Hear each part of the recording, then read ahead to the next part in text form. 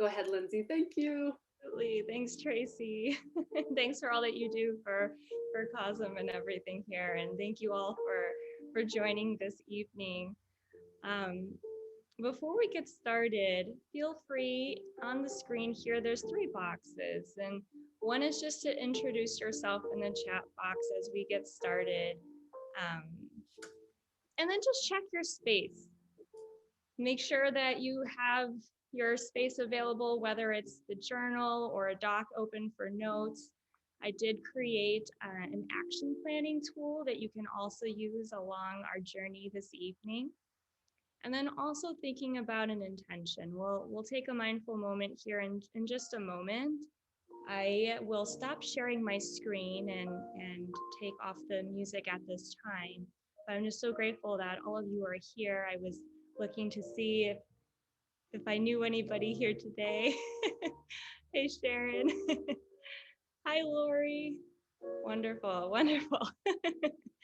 And everyone else, I look forward to getting to know you, especially since we are here for 3 hours this evening. All right. So let me.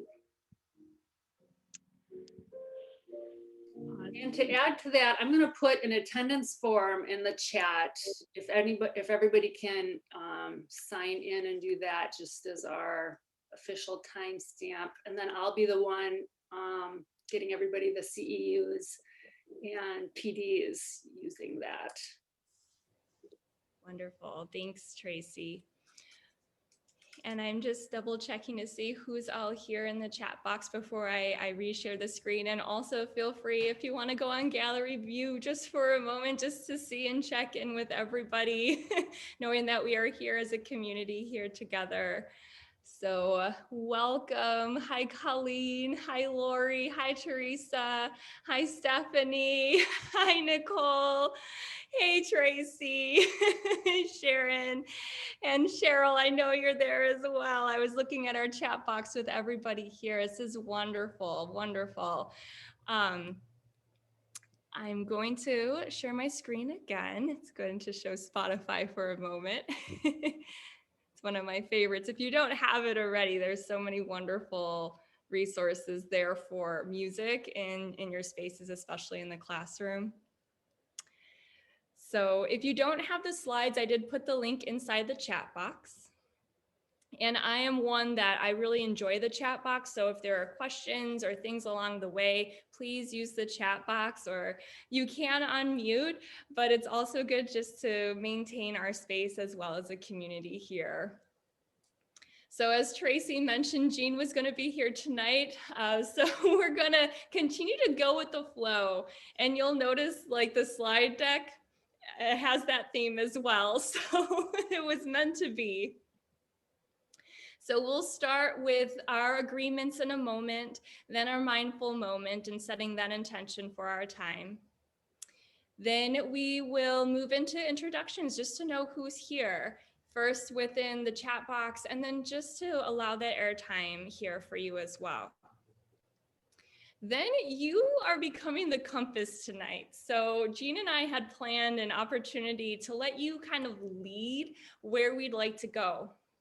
I was looking at our pre-survey this evening and seeing where people are coming in at, the questions that you had, and thinking about that in more of a menu form. So you'll see the options, and we can also go off of the options. So we'll see where our journey takes us this evening.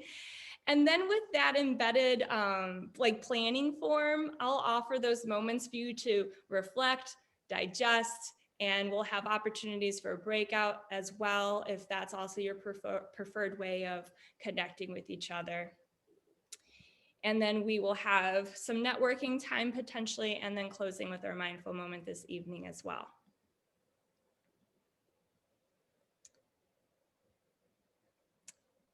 One moment, please.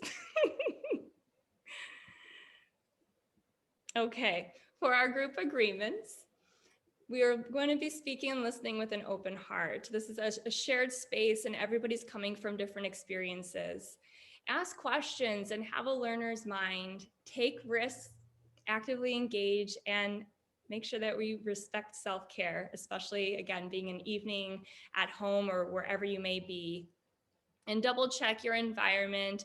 If you need to step away, if you want to double check if your phone or distractions maybe could be put away or off to the side as we're learning together, or in a space where you have access if needed as well. And then as a group, are there any other agreements that we would like added for our time tonight as well? Feel free to either unmute or put in the chat box. I'll hold space for a few moments just in case we want to add anything else tonight.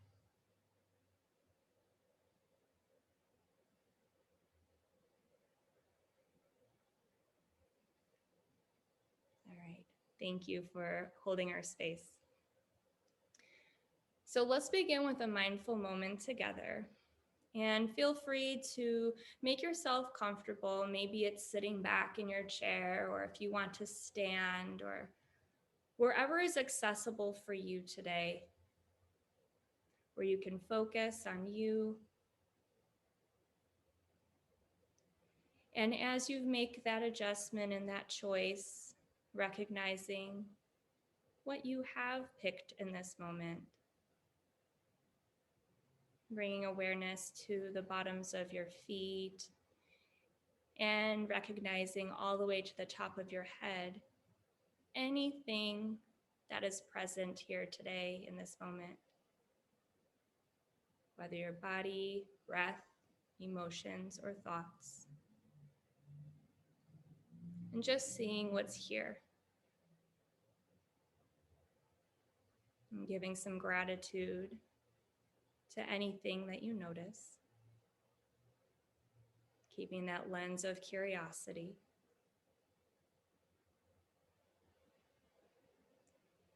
And I invite you, as you deepen your breath, if you'd like, whether your eyes are open or closed, to just make that connection to your breath here, if that's safe and comfortable for you. Or maybe it's another sensation that you feel comfortable with.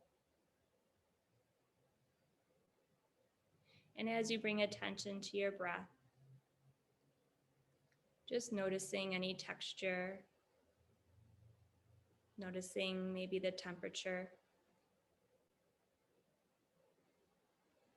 maybe where it's coming from today in this moment, from your abdomen, lungs, throat, nose, mouth.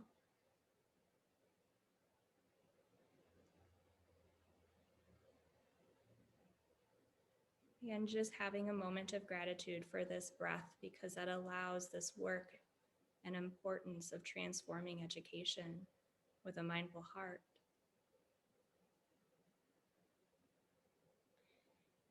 And take about 3 breaths here as a moment to set your intention on your own speed. And as you exhale, releasing anything from the day. And as you inhale, inhaling that intention for this time.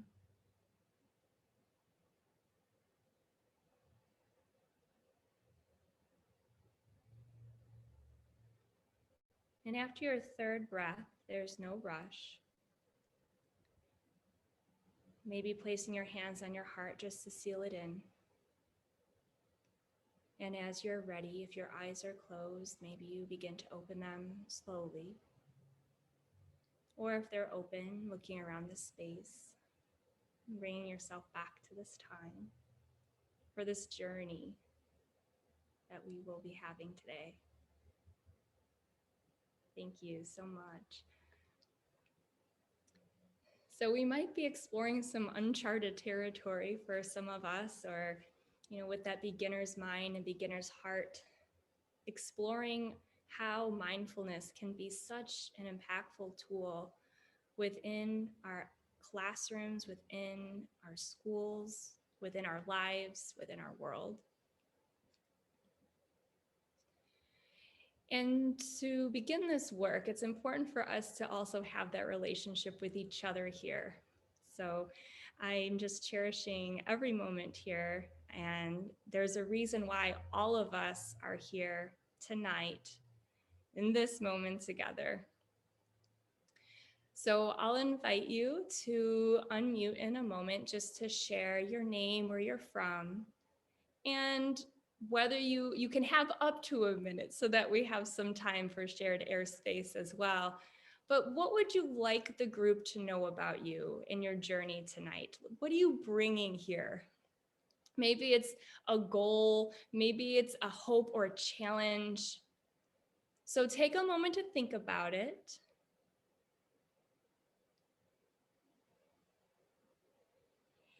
And I'll also stop sharing my screen in a moment so that we can be a community again.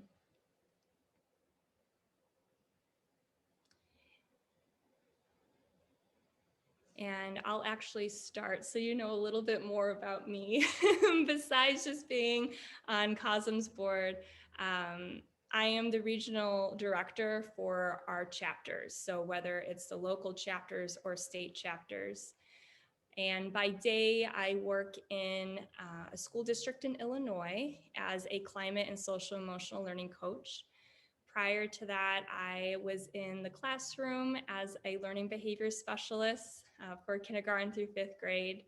And then before that, I was in 1 year an interventionist, a guided reading teacher, and 7th grade pre-algebra teacher, all in one.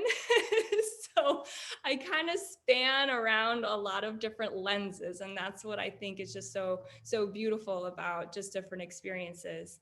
I also have my master's for administration and leadership, so also putting in on that lens. And outside of the school day, I recently started exploring different passion projects of mine, is what I like to call them. So I began my own business as the Butterfly Within LLC, where I'm exploring my coaching for teacher wellness. And I recently published a children's book, Big Change. I know, thanks, Gracie. Big Change, Better You, Beautiful World, where it's integrating SEL and mindfulness together through the lens of a butterfly, about change and all the changes that are going on in the world. So yeah, that's a little bit about me. Yeah, I'm a certified yoga instructor, certified children's yoga instructor, and all that good stuff. So with that, is anyone called to share today first for our group? If not, we can go around in the screens that I see if you feel comfortable sharing today.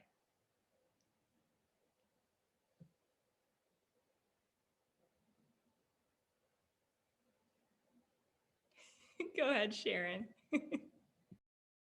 I'll go. First off, I am happy to be here, and I want to say that I do have to leave early because I just enrolled with Lindsay's help, making the very last minute decision in a yoga therapy program. It's something I've been working towards and didn't realize that it was what was at the end of my path, but I'm so excited. And so we have a meeting tonight at 8:30 Eastern Standard Time. So I'll have to jump off to get onto that one. I'm a French teacher. I've been working at my school for 31 years. I can't believe it's that long. I'm a middle school French teacher, and I started teaching mindfulness, and I designed a couple of programs. I got some grants from my school. It's a private school. And my passion lies with helping kids and adolescents to, become centered and feel safe and have support. So that's my direction. But I'm also very involved in trauma sensitive programs and practices. And so the yoga therapy is the logical next step. It's a new field, and it's pretty fascinating in case anyone's interested in exploring it. And I met Lindsay through Breathe for Change, which is an educator's yoga program. And then we did a trauma sensitive training together, which is how we met. And then I met Tracy. And so I'm here. I'm not an administrator yet, but I was told it was okay to join. So I'm just curious to hear what you all are thinking and doing, because my administrators are not that supportive. And I've had to really pretty much kind of ease my way in and kind of trick them a little bit into letting me do what I'm doing.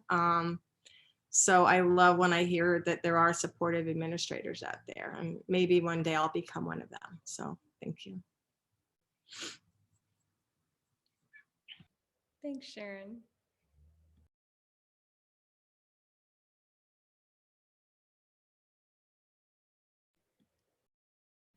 All right, okay, go ahead, Lori.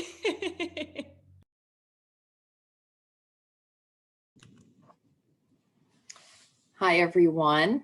My name is Laurie Seidel, and I live in Roanoke, Virginia. And it's really nice to be with you all this evening.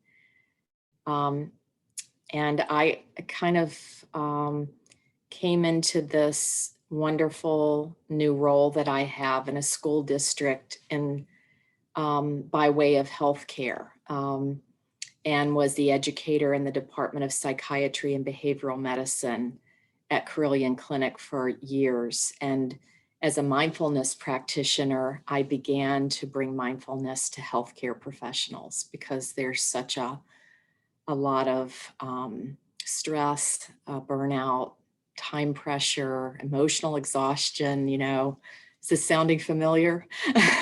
And so I started a pilot program for Roanoke City Public Schools and was assigned to one school, and we brought mindfulness to the teachers and to the students eventually. And that led me to the role that I'm in now as the coordinator for mindfulness education there. And I also teach a mindfulness class at our medical school for first and second year medical students. So it's really nice to be with you all. And I have so much to learn about how to work with organizational leaders around this work, and really hope to listen and to learn from everyone's experiences. Thanks, Lori. Go ahead, Stephanie. First, I just want to say that my Zoom tends to freeze. So if it does, kick me out and I'll come back in. So I teach 20 years in public schools in Massachusetts, and I adjunct for Merrimack College at one class per semester usually.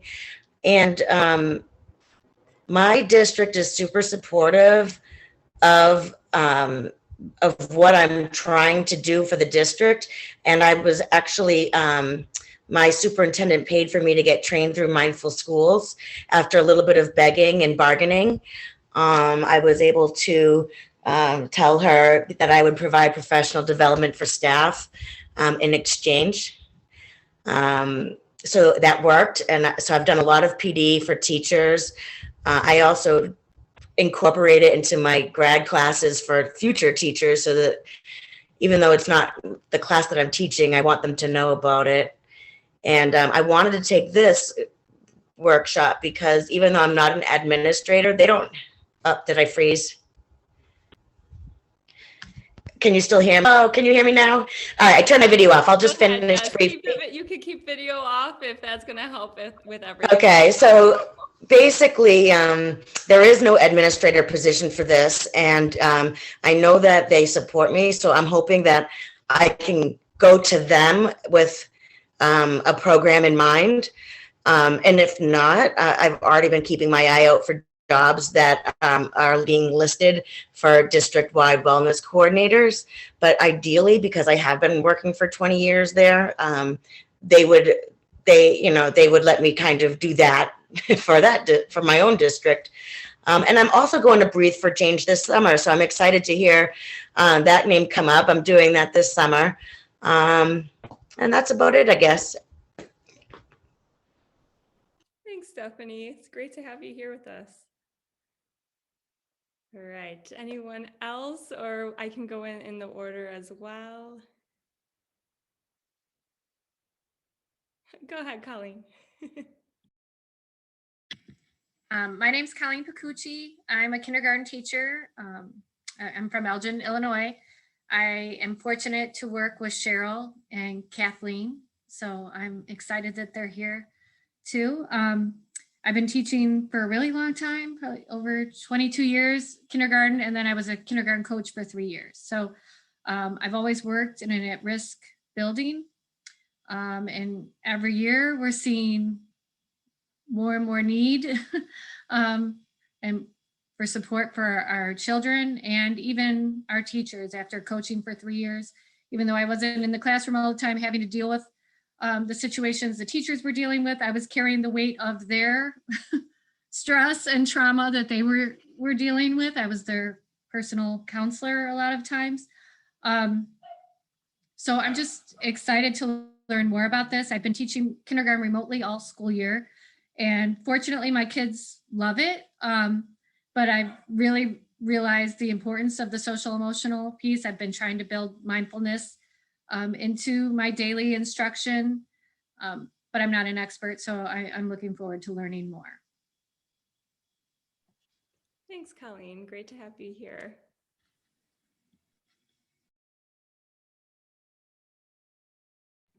Kathleen. Hello, my name is Kathleen. I also teach at the same school as Colleen and Cheryl in Elgin. I've been teaching for 16 years, and much like Colleen said, the needs of the students have really increased. And so as part of the leadership team that Colleen and Cheryl and I serve on for our school, we thought it would be beneficial to learn more about this mindfulness practice. So I'm doing it for professional reasons, but also for personal reasons as well. I get very frustrated very quickly, and I'm getting much better at managing my feelings, but I've seen how impactful and influential my feelings are on the students. And I think that being mindful will help me a great deal as well in more positively interacting with the children. So I'm just very excited to begin this journey with Colleen and Cheryl and share it with the rest of our colleagues at school. Welcome. Great to have you, Colleen, or Kathleen. Then we have Colleen and Kathleen. Cheryl, would you like to go next with the team? I guess that would be the appropriate thing to do. Good evening. My name is Cheryl Dodson Lewis, and I'm the school social worker at the school that I work with Kathleen and Colleen. And each year we see Colleen teaches kindergarten and Kathleen teaches first grade. And we're seeing more and more students that are presenting with more trauma and more dysregulated. And so it's my hope to catch them in kindergarten and first grade, to start teaching them mindfulness so that when they are in second and third grade, that they'll be more in tune and be able to self-regulate more. Especially this year with working on Zoom, I have seen more dysregulation with our students, and I've seen more trauma. And so looking from a trauma sensitive lens, and I have been really, to me, I am more for intervention. I mean, more for prevention than intervention. So I'm really trying to do some prevention pieces with our kindergarten and first grade, so that that when they do start to promote through the school, that they are more mindful and more able to self-regulate themselves. So I'm glad that the three of us are here so that we can work with our most at-risk population and try to get them to be not so at risk, I guess, for when they get to those other grades. So. Thanks, Cheryl. It's great to have you here. Well, it's just you and I that are left, Nicole, so I might as well go. I am Teresa Recchia. I work with Nicole at Wheaton Warrenville South High School. We both teach physical education and are both certified yoga teachers as well. We do have a yoga senior elective that we teach at our school, but I know I was really excited because I would love to be in Lori's position. That's kind of what we both want to do, is be able to work with the rest of our district in getting them on board to bringing mindfulness to everyone in the district, including teachers.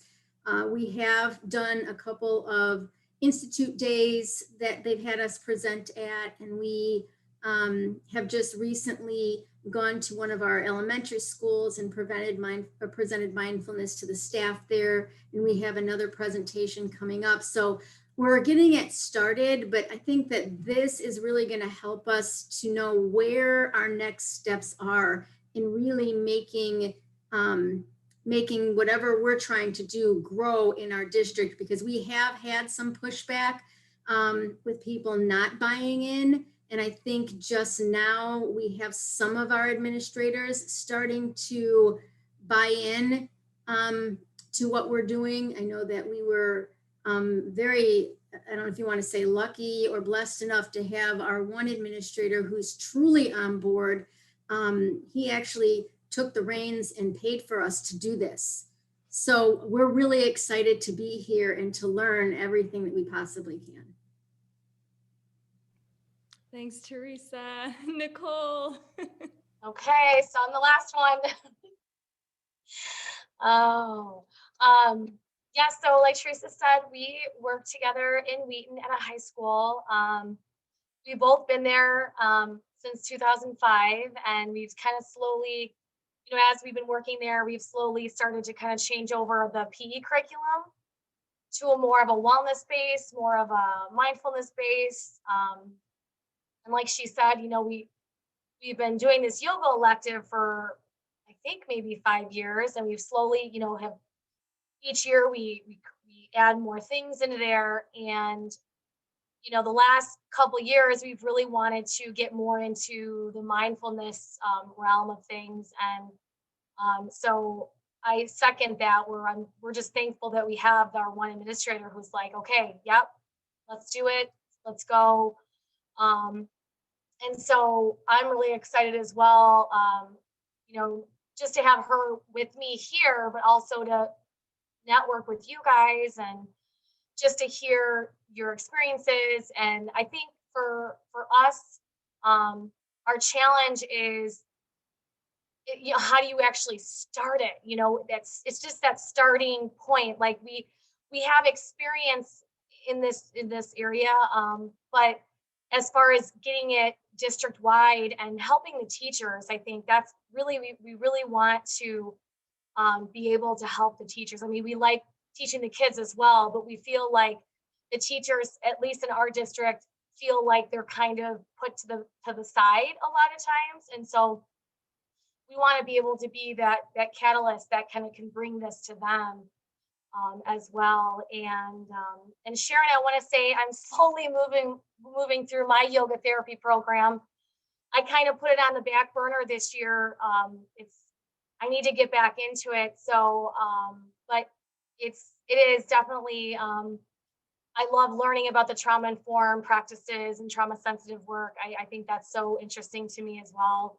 And I love that, the therapeutic side of yoga for sure. And so curious to know where you're what program you're taking. It's so exciting.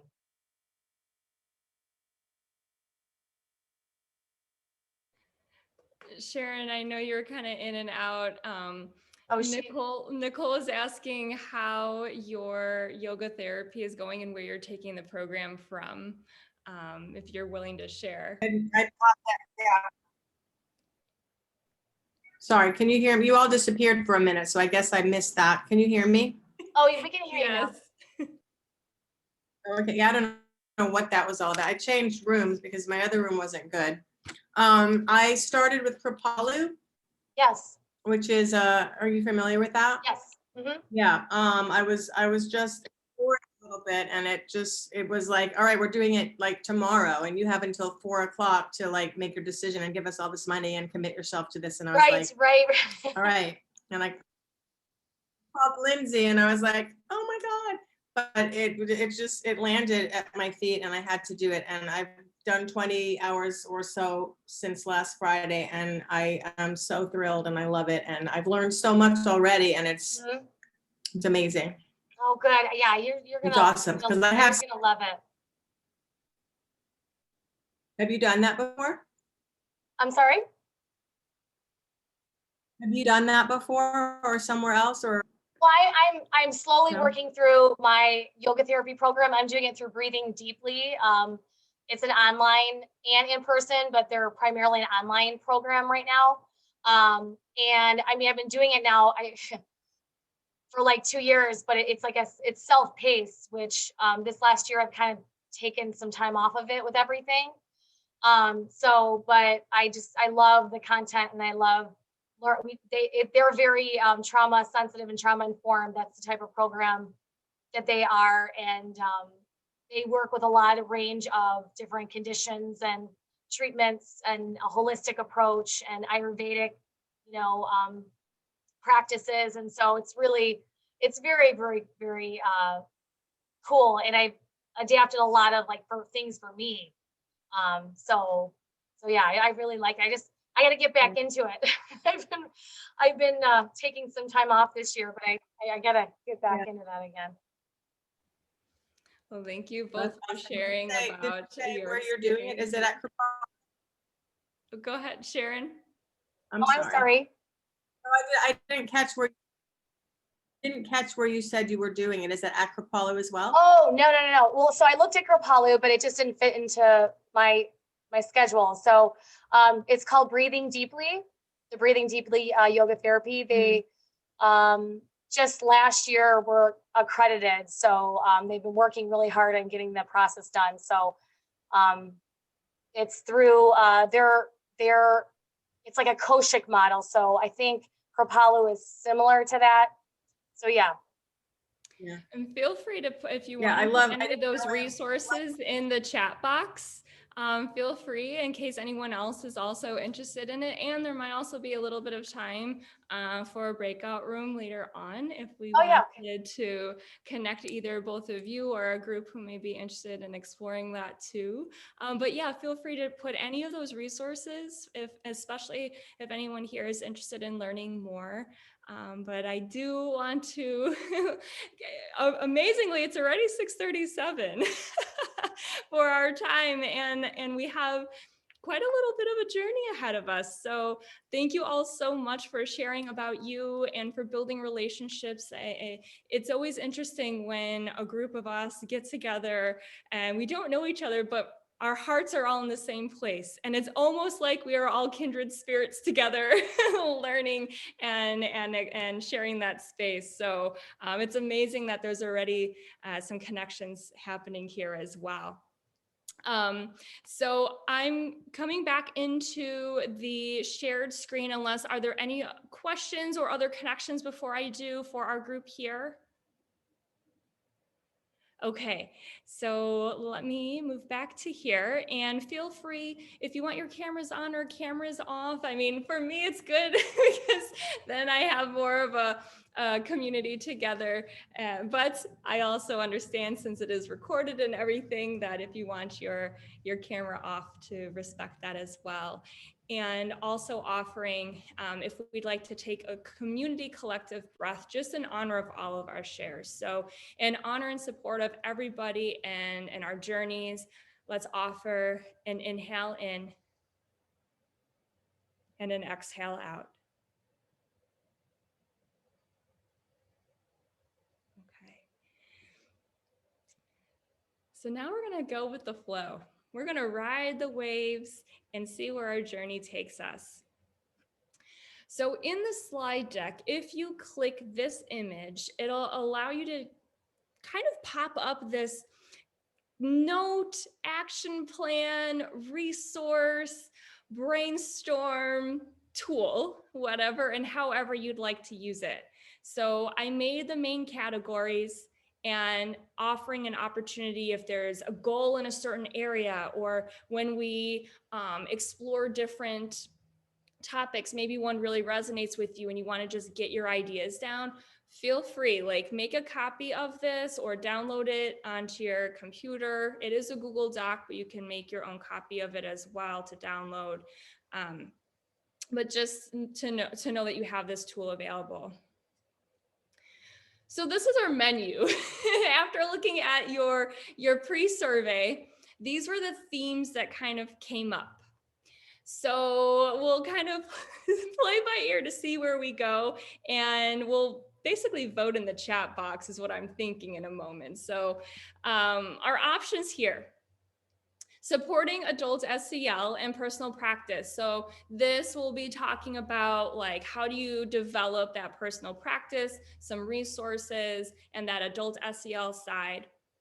The next option is supporting staff. I know some of you during the shares just now with your introductions mentioning that buy-in. So in thinking about even shifting that from a buy-in to an invested in space, like we want our hearts and our full selves to be invested in this approach. It's not something that we do, it's a way of being. So how do we create that in staff for mindfulness? On the other side, there's also the community. So how can we help the community and families come along with our journey with us? We have implementation stories. You're all in your own story, your own path, and so much wealth and also just new experiences. So that would be an opportunity for us to just share about our experiences, get some ideas, and just see what route we go. We have embedding that trauma-informed practices or trauma-sensitive practices. Just for our ease, we're going to call them trauma-informed practices, just for common language. Social emotional learning, how to connect that with mindfulness. And then also I put in here that secularity piece. And for those of you who are just beginning, like how to approach with that secular mindset, especially with administrators and the district. The logistics and administration perspective, that one Jean was going to really take the lead in. We can still open up that space, especially since some of us are within administration roles or lenses, so we can still have that rich dialogue, or even coming up with some questions that you can take back or considerations with it. So we can still explore that a bit. And then also we have just an open question and answer. Maybe it's about mindfulness in general or your own practice. Action planning, and then curriculum. Some of you, even during the share, were mentioning the curriculum process and like, what are some resources out there, or how do you develop it on your own? So those are the main themes that were in the survey. And maybe just take a moment to see where you're feeling pulled to, and then put in the chat box, and that'll be the first space where we'll go tonight. So take a look. And as you're looking and thinking, I just want to share also that Gene wasn't able to make it tonight, but he does want to, he'll probably pre-record something or do a member event coming up in the next few months once he's on the mend. And so we'll get to hear from him then about more in that area.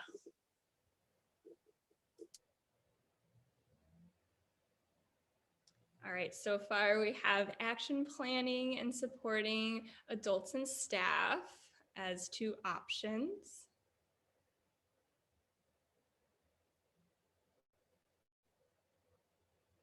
And maybe.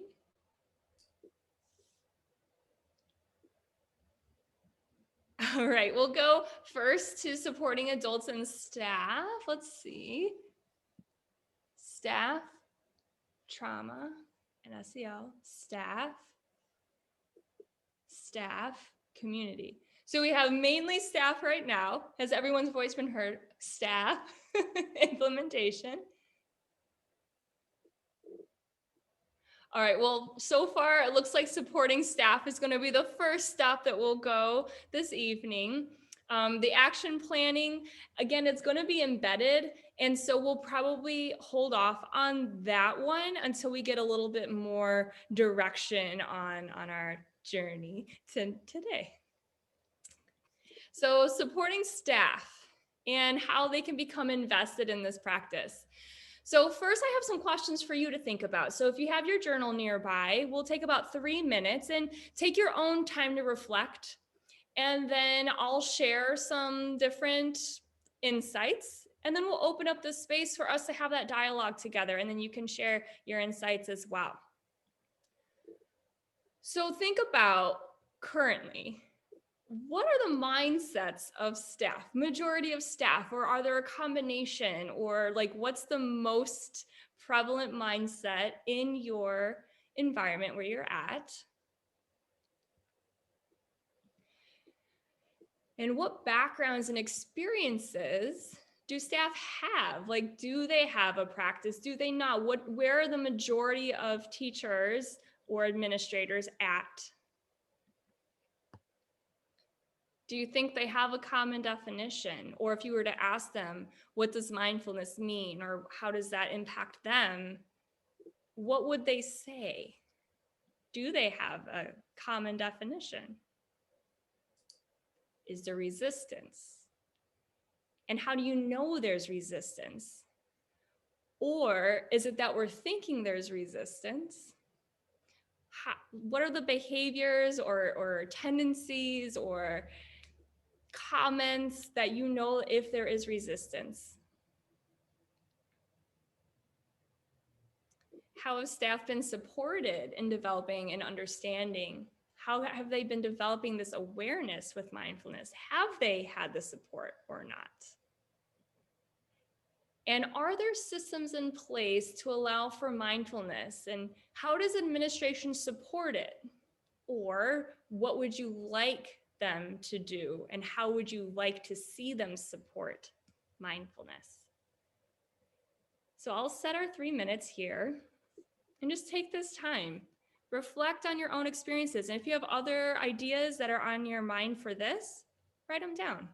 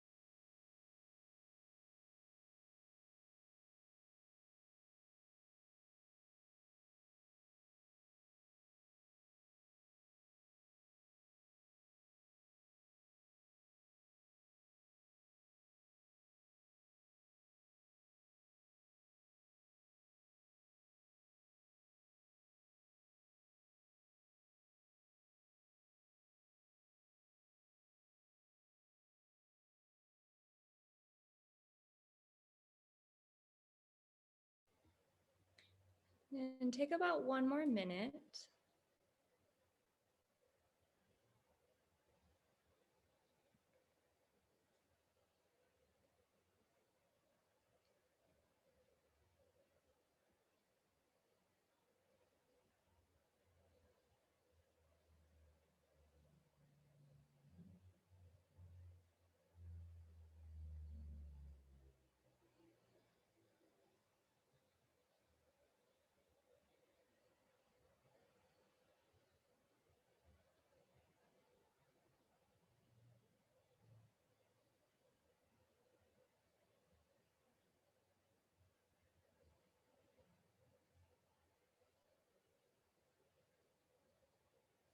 And begin to finish your last thought and transitioning back into the space.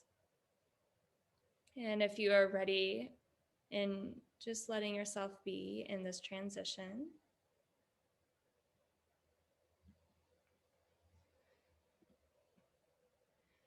So we have a couple of things here.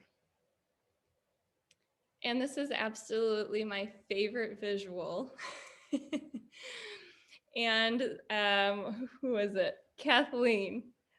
I bet there will be something here that will be helpful for you based off of your share as well with our own practice as well. So we have our personal practice. And how do we support them in finding and discovering that personal practice? Because truly one of the only ways we can even become invested is through that actual experience. And finding those bite-sized moments, finding that fit. So oftentimes with mindfulness, you even just say the word mindful and people have this automatic understanding of what they think it might be. And that's when the misconceptions happen. So as leaders, and leaders being it's a quality, it's not a person. All of us here are leaders. Everybody is a leader. But that quality that we can bring in the space for mindfulness is figuring out how we can craft different experiences to share with other people. And when we are in that space and we are showing and modeling and just being mindful, then people start to ask that question. And finding the right fit and knowing that it's more than the breath, it's more than a walk, it's more than all those things.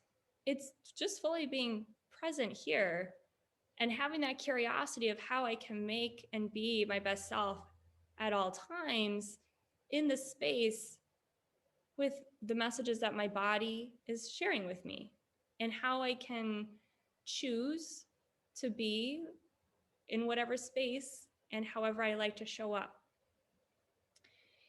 And thinking about ways of integrating it during the day, especially for those of you who are in that leadership role, of where those avenues are.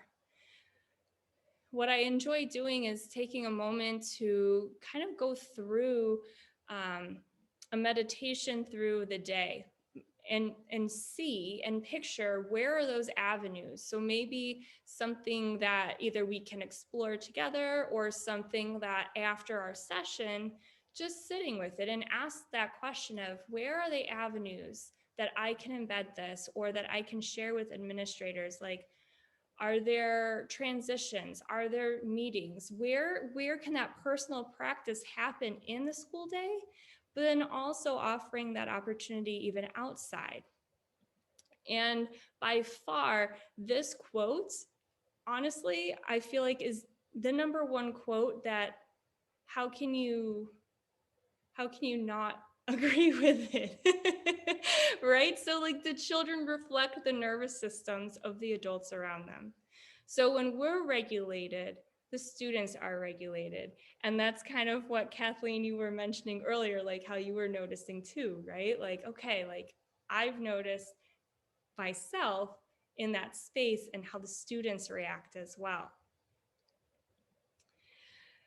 So when we have resistance, most of the time that's because we're moving into that space of discomfort. And especially in our world, we're noticing a lot of discomfort, whether it's in our conversations of peeling back some of the layers of ourselves and experiencing the spaces where we're having the deeper conversations of the dynamics in our world that we're working towards transforming as well.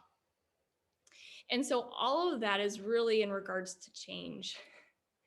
And change, you just mentioned that word, and sometimes kind of either we have that open heart with it or we're like, oh, I'm not sure about this.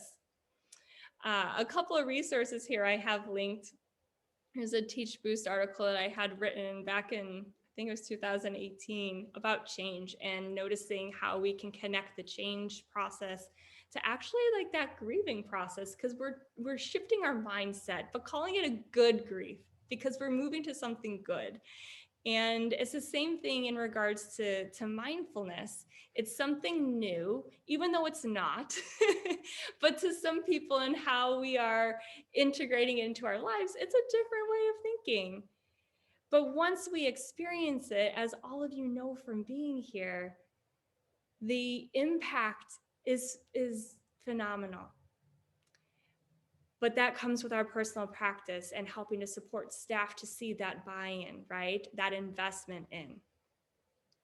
So thinking about, back to one of those questions about the common definition, many times we don't have that common language. So integrating some of my experience here, that was one of the first things that we had done together. I had created a committee within our, it really wasn't a committee, I'm just gonna call it for our sake here. Like people, it was voluntary and connecting together and a group of us to develop how we can approach mindfulness within our district. So what is that common language? What is that common definition? And how can we also take that for staff and translate it for students so that we can all rally together in having that shared experience within our hearts for mindfulness? I do think where I link the example on here, I believe I do have that as the example from on my website for my district. So you can take a look at that as an example too. So some of you had mentioned, I don't know where to start. That might be a good place, because when we can understand what it is and have that language to use, we have that empowerment piece of being able to step into that space. And clear is kind, right?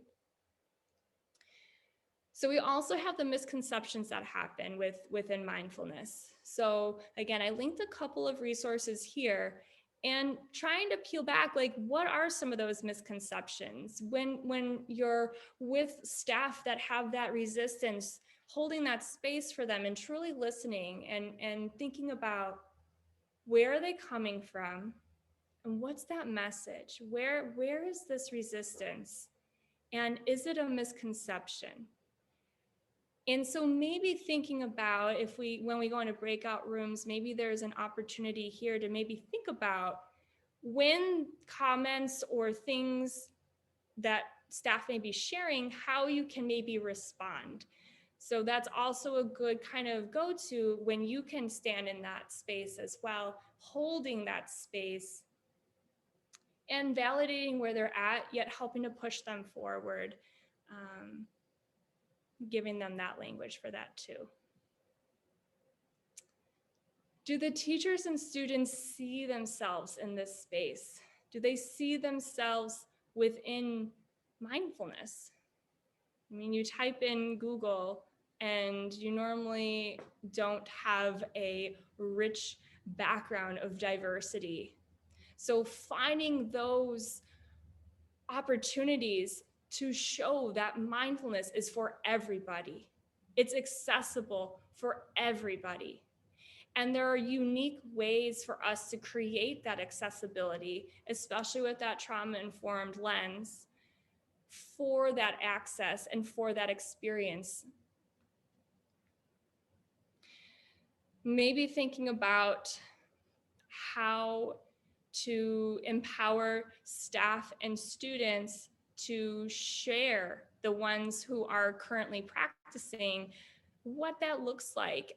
I know Sharon, if you're able, I know your internet's kind of unstable, but she has a leadership group and empowering students so that they can share with others. Sharon, do you want to mention just a little bit about your leadership group? Sure, I'm going to keep my video off. It seems to be helping. Can you hear me? Yeah. Can you just share a little bit about that and how that can help with investment of, staff and students seeing themselves within the mindfulness space? Sure. This was something that I was able to create. I applied for a grant. They were looking for service learning projects, and I wanted to do it around mindfulness. And I was surprised that my school approved it. It was a couple of years ago. And I created a program called a mindfulness leadership team, and I set it up so that I would have in my middle school, the 7th and 8th graders would be the leaders that would meet with me once a week to start with. And I had it starting out with, connecting with themselves, learning what mindfulness is, understanding, their strengths and their abilities to, become their best selves through the lens of mindfulness. And so we did activities together, self-affirmations, and then the next step was coming up with projects that we could then trickle out into the school. And so one of the most popular ones was we would meet and they would find quotes that they wanted to share in the school, and we would print them out and we would laminate them, and then we would discuss how to share them in a way that would generate conversation with not only their peers, but 5th and 6th graders. The 5th graders loved when the 7th and 8th graders would come into their room. And so, it would vary. It would be quotes from, all kinds of different places, but that had to do with kindness and, being aware of, how our words have impact and, what's different between that and intent, et cetera, et cetera. And so we put them up in the classrooms, and some of these teachers started asking if I could make them their own folders of their own sets. And then a pandemic hit, so I was starting to create that for them. But in addition, the next step was to have them begin to teach some breath work, how to, we had a 4th grade teacher that agreed to let us come in. And so that was the lower school. And so the kids felt like they were really doing something powerful because they were going into a different division. And they were starting to teach some lessons. And we played some of the games that we learned in Breathe for Change, like the Web of Gratitude and, different kinds of activities that I came up with that had to do with some art projects and things like that. So that, and then mindfulness kind of fell by the wayside a little because we were remote. But I did shift it and started to teach it remotely. It was a little harder. So, I'm trying to salvage it. I just went back into the classroom last week. I was literally remote for a whole year because of a health situation. And now that I'm vaccinated, I was given clearance to go back. So I don't know if I'm going to be able to salvage it this year, but yeah, that was that program. And then just one last really quick thing. I am part of a mindfulness, it's called the mindfulness team, but it's adults. And it's lower school and middle school. And there's only about 6 of us, but we created this plan to make meditations that we upload. So we each do one every month. So there's about 6 meditations, or maybe it's really more like one a week that we share. We have a subscription now from people in the school, like staff and faculty that we send it to. And so we're sharing our mindfulness meditations with the adults. And so that's really cool. So yeah, it's very, very slow. I've been wanting to do this for years, but we're trickling it in sort of. That's how it's working for us. And there's some buy-in and some not, and there's some push, back, and more the faculty and teachers are accepting of it than I think the administration in terms of a label. So yeah, it's interesting. Thank you for asking. Yeah, thanks, Sharon. Well, and thinking about how when kids can share, how that might help the adults to try it. When when kids have that empowerment piece, that also just allows that moment to shift perspectives. And seeing if there are those collective experiences. So, are those moments that if some of you feel empowered to share, like, can you offer that community of practice sometime during the school day if you're not currently? Or like Sharon says, maybe there's an opportunity to create a video or an audio of something that can be shared. I know for me, I created Mindful Moments with Mrs. Frank, and I did that through the student lens, and I uploaded them, and teachers have been using them in the classroom. But then I'll get emails back saying, I actually use them for me outside of the school day. So it's finding those avenues. Where can we capture those moments for teachers and administrators to try it and to see what works. I did list here a couple of resources. For the Admin Academy, there were a couple of readings that are optional. And so one is our Educating Mindfully book. This is such a treasure. If you haven't yet gotten it or read it, all of those stories and experiences from all kinds of scenarios, I'll say, are within here. It's really inspiring. And when I was putting together our presentation today, it definitely really helped me just get so much of even more of a spark. The other book here is the Cultivating Mindfulness in the Classroom. So just mentioning that, and we'll talk a little bit more about that later and how you can use that if you are wanting that optional read. But just sharing some of that research in the Educating Mindfully book, depending on the story, certain authors put different types of research. So see what chapters resonate with you. And then often there will be some kind of reference tool here for the research or something that connects with you to connect with the staff to help them find that investment piece for mindfulness. And I did just want to mention, like, the tree popped up here, and there is that opportunity for exploring the values and beliefs. So sometimes, as we know, people are coming from different experiences, and that kind of bumps up with sometimes that openness to try something. So thinking about where people are coming from, taking on that perspective where they're at. And I like to think of that as a tree or even the iceberg, that we have a very deep root system, but all those roots help us to grow.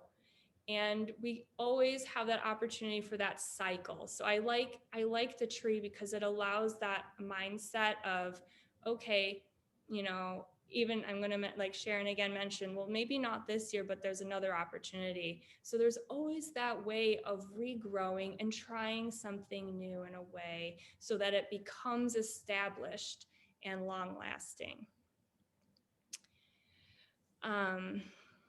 Lindsay, can I bring up just Yeah. with the book? So if anybody would like a free copy of the book who's here tonight, even if you have bought a copy and you want another, maybe to give to your administrator or one to pass around the school, we're trying to get more reviews on Amazon. So like on our website, we added a little thing, and I'm going to promote it this summer, that if I will send you the PDF of the book, and then if you would write a review on Amazon, you don't need to be a verified purchaser. You know, you can even just do the star. It doesn't have to necessarily write anything. And then once you do that, I will mail you the physical copy of the book, and that will super help us out with, you know, when people go to our page on Amazon, if they see some more reviews, I think it'll help them make the purchase. And having the PDF of the book, we are totally fine with you even sharing that out to some colleagues, or like, you know, copying part of it like as a chapter and having it, you know, if you do a book club with colleagues at school, it could be kind of digital too. You wouldn't have to have all. So just wanted to share that out. And you just email, if you want to do that and get the PDF, just email me at hello@educatingmindfully.org, and then I will email that to you. Thanks, Tracy. All right, one more piece before we'll open this up.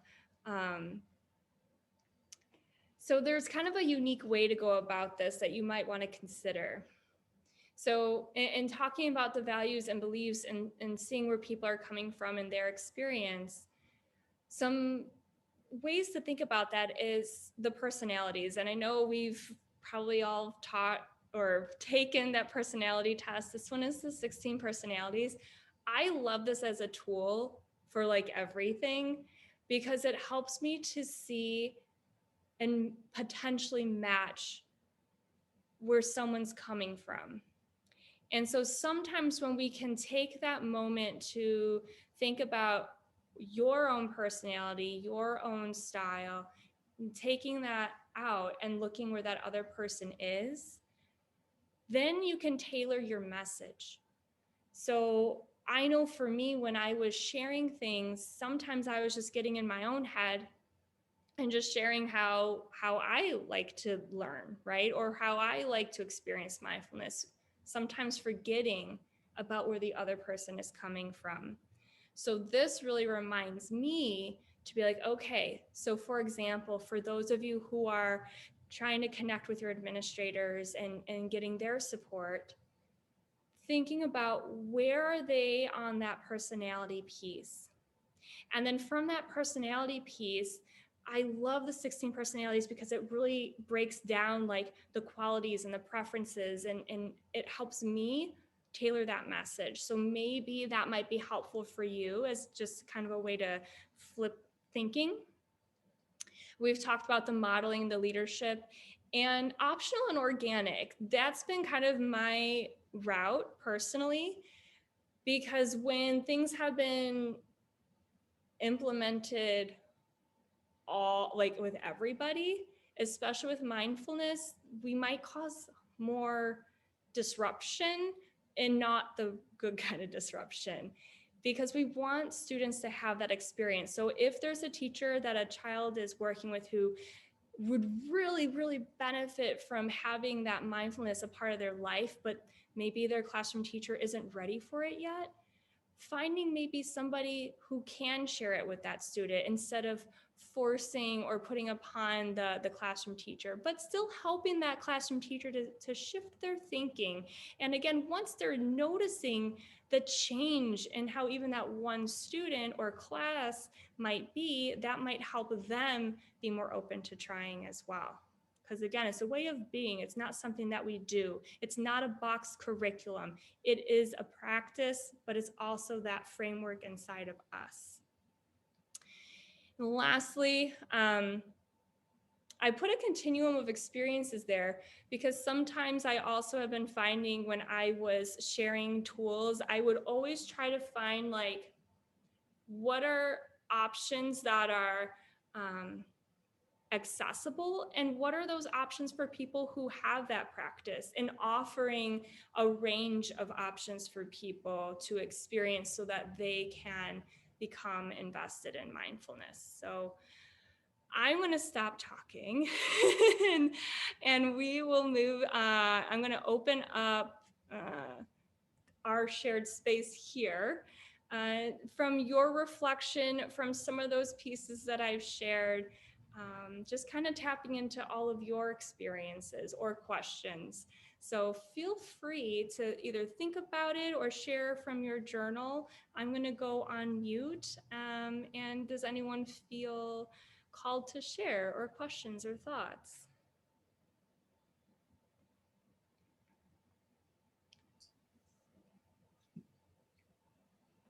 I want to just ask if people have been able to find where the extra content is in our Learning Center on our member site just quickly, because we have like 6 hours of content from Toby, Matt, and Lauren. So if anybody is not quite sure where to find that, let me know that as well.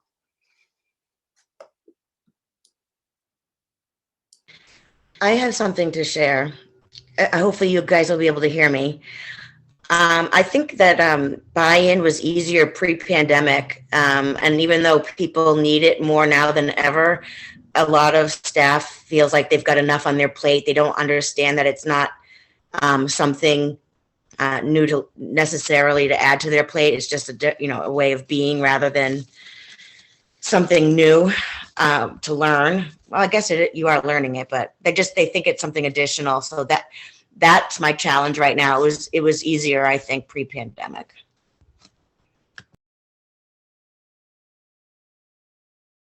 Yeah, go ahead. Open dialogue. But you're on mute, Cheryl.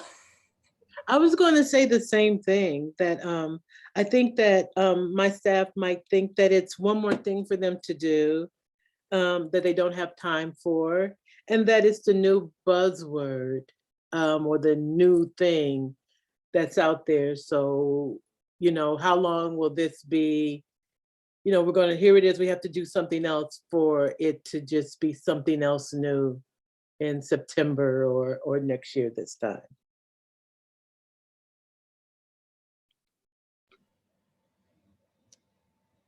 Yeah. Anyone else, or we can kind of dig into that? The one more thing to do, and yeah, okay. Let's dig into that. Let's connect with that. So, first for me, I know I'm going to just take a moment here to connect to myself and taking a mindful moment and thinking of some ideas. And I invite you to do the same.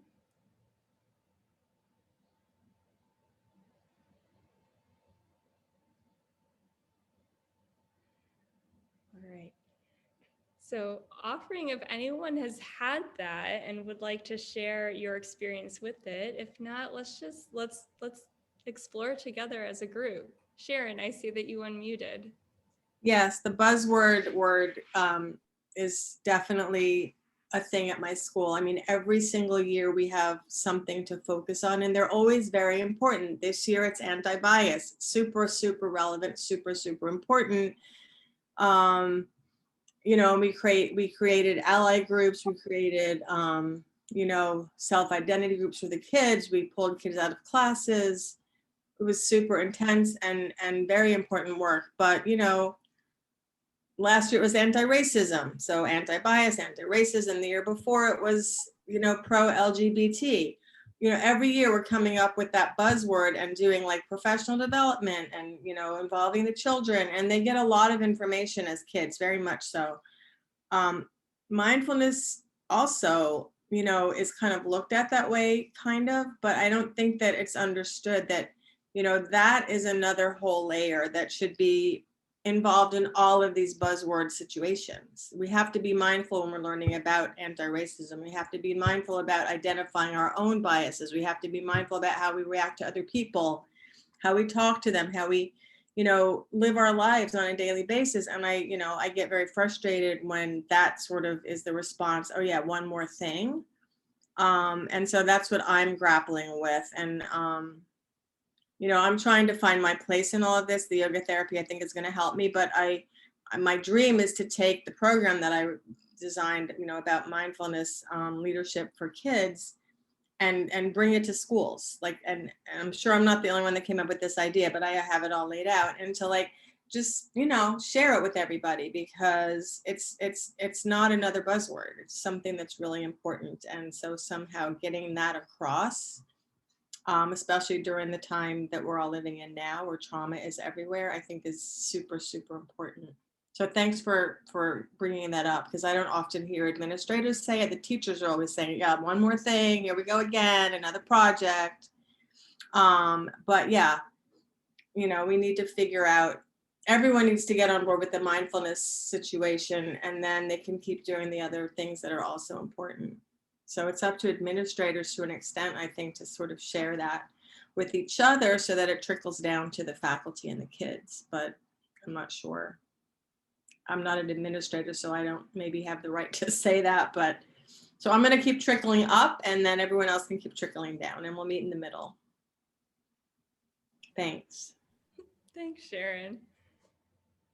Yeah, and I think that part of this also, this group probably more so, like we do and we offer and we be.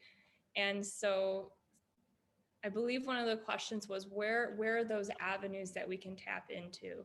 Where are those moments that we can maybe offer? So for me as a coach, I integrate the mindfulness with the SEL piece, and it's climate. So it's a climate and SEL coach. So wellness falls within that in my mindset. It's not part of my job description, but I made it a part of my job description. And so any opportunity, I feel like, is an opportunity to share. And so when I'm working with a teacher and they're exploring, even if it's even if it's classroom management or pieces like that, how can I model and share for them to even just ask that question? You know, are we able to connect with our administrators to even have one practice? So like for me, I mentioned the 3 collective breaths. Like that's something very simple, and created like a wellness. I called it, instead of mindfulness, this seems to be more accessible for administrators. They're wellness facilitation strategies. So that seems to be landing with administrators versus like, especially, you know, there are several male administrators who do kind of push back. They do push back a little bit if I say like a mindful moment. But with the wellness facilitation strategies, they've been more open. And this goes for, you know, across, and not putting it just on males. I mean, it goes with anybody, but in my experience so far, like that's what I've found to be helpful. And having a script, even if it's something small, something that's accessible there. So are there ways for you to maybe model it for your administrators, or if there is a meeting or something for them to even just start, and then kind of pull back as they take that leadership role with facilitating those moments too? So I'm going to put that out there for us here too. What are your thoughts or other ideas?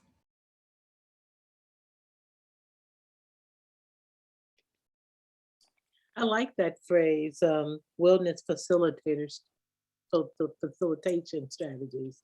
I like that. Thanks for sharing that. Lindsay, I think that's so creative. And again, reading the organization that you're in is so important, isn't it? And you know, thinking about those personalities and those personality styles. And I remember when we were getting the pilot year started, I was sitting with our superintendent, and I made a comment that, well, I wasn't really sure what to call it. And she looked at me and she said, Laurie, let's call it what it is. And at that moment in time, it was her, you know, it was her call, right? It was her decision to make. She said, let's call it what it is, but be very careful that as we take these initial steps to make sure we have steeped this in the evidence and the science of the brain. And that was so wise. She was reading the organization in a way that I couldn't, from my place, that I couldn't see. But she was able to see that and read the organization and to know how to best label, but also how to take those first steps in a way that our community could hear. And I have always appreciated that there was this person within the organization who had that view and could see that view, and that I had the opportunity at that moment to have that conversation. So I was listening for that. Well, and even how listening, like that's a mindfulness practice. Mm-hmm. Everything that we do can turn into that moment of just being. And so I resonate with what you're saying there, Lori, too, of like, you have to know your community and what resonates with people. And I've been trying as well to connect and just, you know, here and there seeing what sticks. And so that's where the personality piece comes in, and that's where the messaging piece comes in, but still knowing and calling it, I like what you're saying, like call it what it is. But then sometimes that goes back to like the values and beliefs piece, and seeing like really it's wellness, and finding how we can still message that and call it whatever you'd like. But our ultimate goal is creating a space that honors the well-being of everybody, our learners, our families, our administrators, everybody in our community within education. Yeah, and we found those words during COVID: staff support and well-being. It was just like it just became like, let's call it something. And these words appeared because staff support and well-being, because our leadership wanted to be their intention was to take steps to offer and to support. And so that was a really important word for them. And then we just came up with staff support and well-being, and then rolled out those invitations for professional learning, never pushing, never, overstepping, but just the invitation to drop in and participate. Yeah.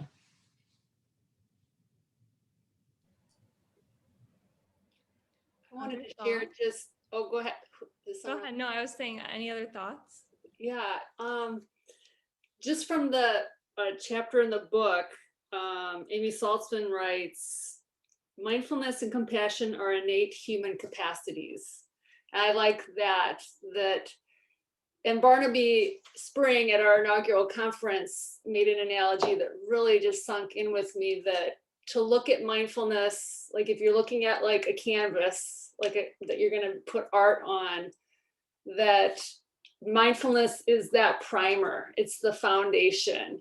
And then, you add the colors and the curriculums, the SEL and the STEM and the trauma informed but as that could be another way to bring it about and get that different understanding of what this all is about. Another way he said it was like, mindfulness is like the bookcase, like the frame, and then you have all your binders, like your SEL binder and your all the binders in there with it. Thanks, Sharon. No problem. Maybe we'll see you later. Good luck. Thanks. Yeah, I'll try to come back in. This shouldn't take too long, but you never know. All right. See you soon. Thank you.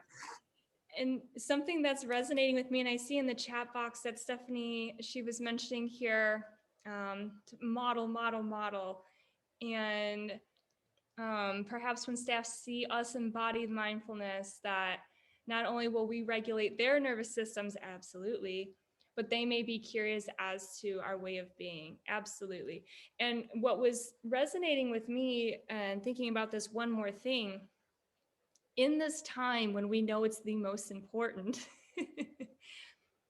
it's setting the foundation.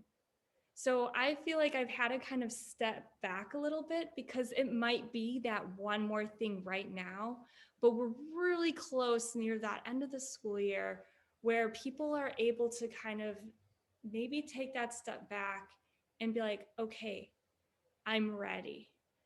We're seeing more and more, more and more emails and more emails that come in from different spaces, but you're seeing that word, you're seeing wellness, you're seeing mindfulness, you're seeing SEL. And the more that it's in our space, the more we can explore it. And so maybe if anything, and this is even for our learners who are our diverse learners for like special education, who may not be able to engage in some of the mindful moments, and our early learners who may not be able to engage in it explicitly, we become that mindful moment. And so when we embody it and we model it, that's the biggest thing. So even if it doesn't have to be one more thing for somebody else, we know within that nervous system and we know within that space that we are holding it for that opportunity.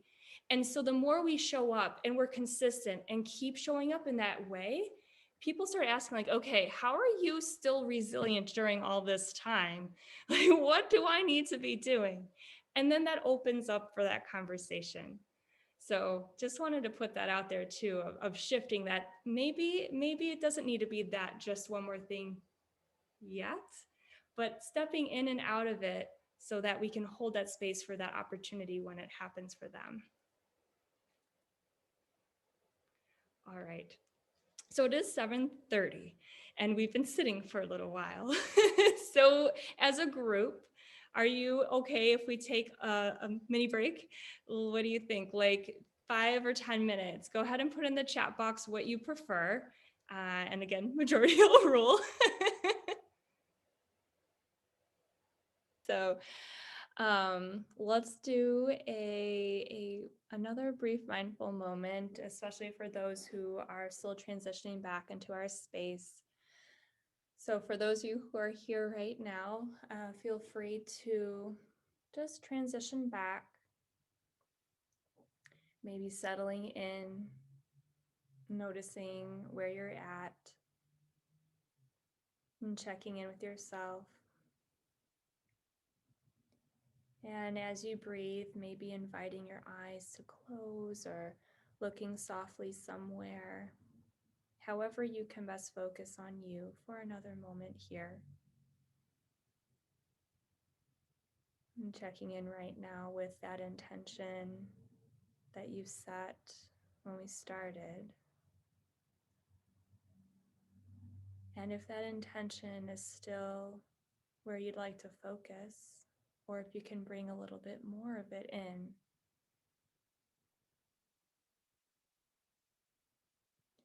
And sitting here for a few moments, we'll take about 5 breaths on your own speed. Again, creating space.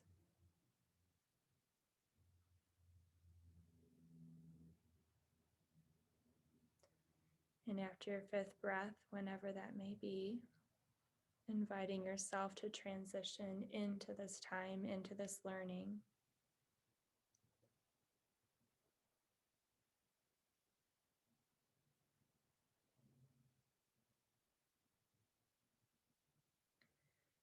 And then welcoming back.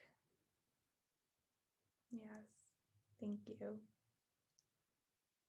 Okay, I want to do a quick thermometer check because I feel like I'm not sure where everybody's at here, and maybe we might take another journey, veer off in another direction. So we'll see. So I really enjoyed the conversation that we were having and kind of just organically bringing up some of the things that you're noticing, and that's where the rich dialogue happens. So part of my heart is like, well, we can go back to the slide deck, and part of my heart goes, let's just see where we'd like to go next here within our conversation and pull from each other's experiences. And the other part of me is just wanting to know how to best connect with all of you for our time, for a little bit more than an hour left together. So how would we like that to look? So I don't know, what are your thoughts? Anybody have anything that's calling on their heart right now? Whether the slide deck or just kind of an open dialogue and pull from whatever avenue we'd like to go from.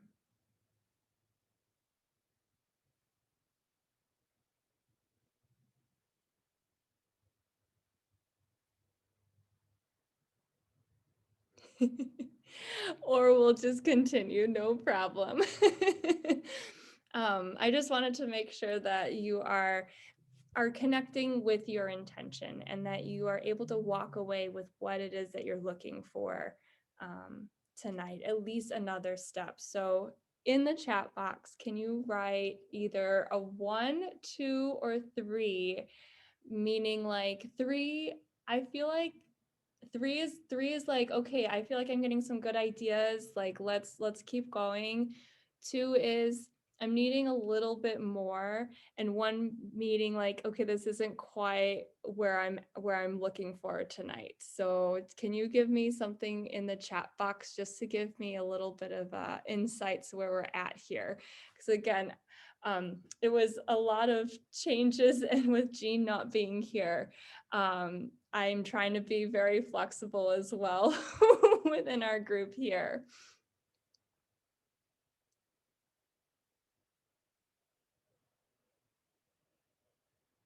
Okay, more implementation. We're all about it too. Okay, so we're kind of just starting to get some of those ideas with the implementation piece.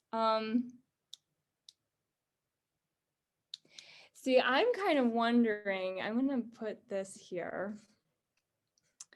I'm wondering if maybe we move to the implementation stories, and then we can kind of share out either where we're at, and also get some ideas. And in that shared document where you can write your ideas down for like staff investment in or buy-in, however you would like that to be, if there was anything that did inspire you from that last part, jot it down, take a few moments and just think about those ideas so you don't lose them. Okay, so let's do this.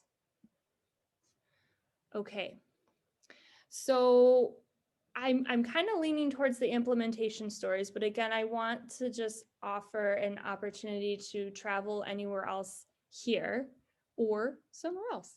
So what are your thoughts? Do we want to maybe share out our implementation stories so far? I can share out a little bit of mine and from my district, and maybe that might inspire some ideas and conversation there. What do we think we would like to do as our group here? Move back into the chat.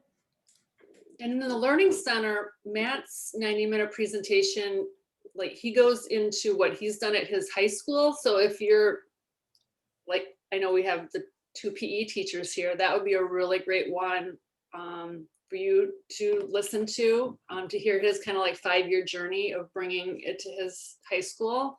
And then Lauren Beaversdorf is a K-8 teacher at a small school, which she's created like a mindful room and such. So they go a lot into that in the pre-recorded area as well. So I just wanted to make sure to mention that. Yeah. And just so everybody knows, like you can, like Tovi's, for instance, say if you're doing anti-bias work at your school this year, to kind of show that mindfulness isn't an add-on, like whatever's coming up at your school, like you can utilize anything in our member site. So you could take that equity focused conversation that Tovi gives and, share that YouTube link with everybody so that they can kind of have, hey, here's how mindfulness could also help disrupt implicit bias and such like that. So definitely use any resource that's on the member site. Yes. So I think I'm going to share a little bit about my story from my district and give you some ideas there. And I'm actually going to jump to a different presentation that I have. And let's kind of deviate off the path here. Let's see.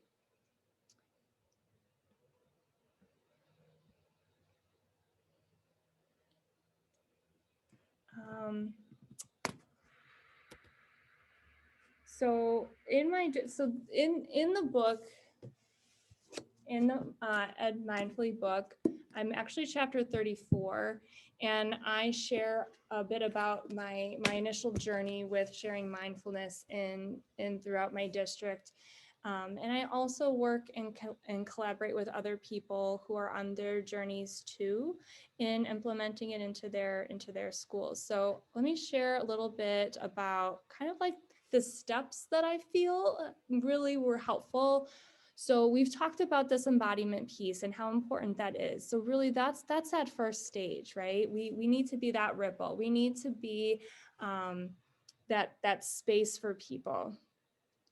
And then from there, creating those opportunities for adult wellness. So that's kind of where we just left off from. We talked about, okay, well, how can we find those moments to offer staff to explore, to find, to experience? And once they dip their toe in that water, okay, like, how can I maybe integrate it a little bit more?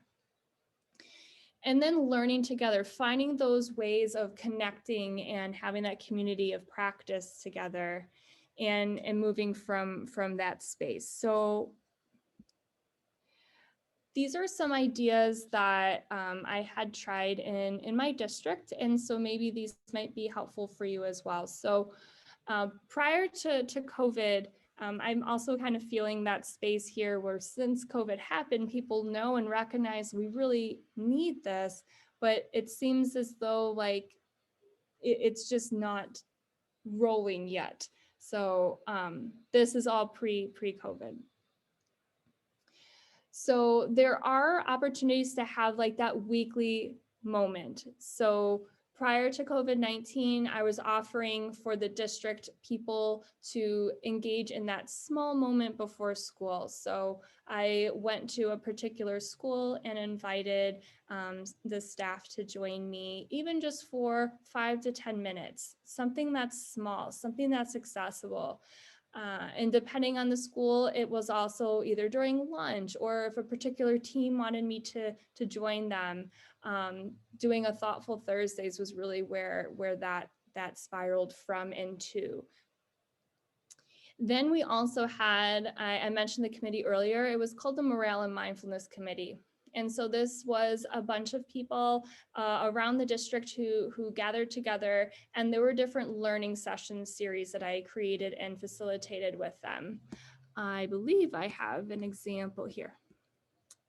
So in the first year that we did the committee, it was really focused on staff and staff wellness. Again, thinking about how we build upon everything. So within that, it was like, we used the book Onward, which most of you are probably familiar with, but if not,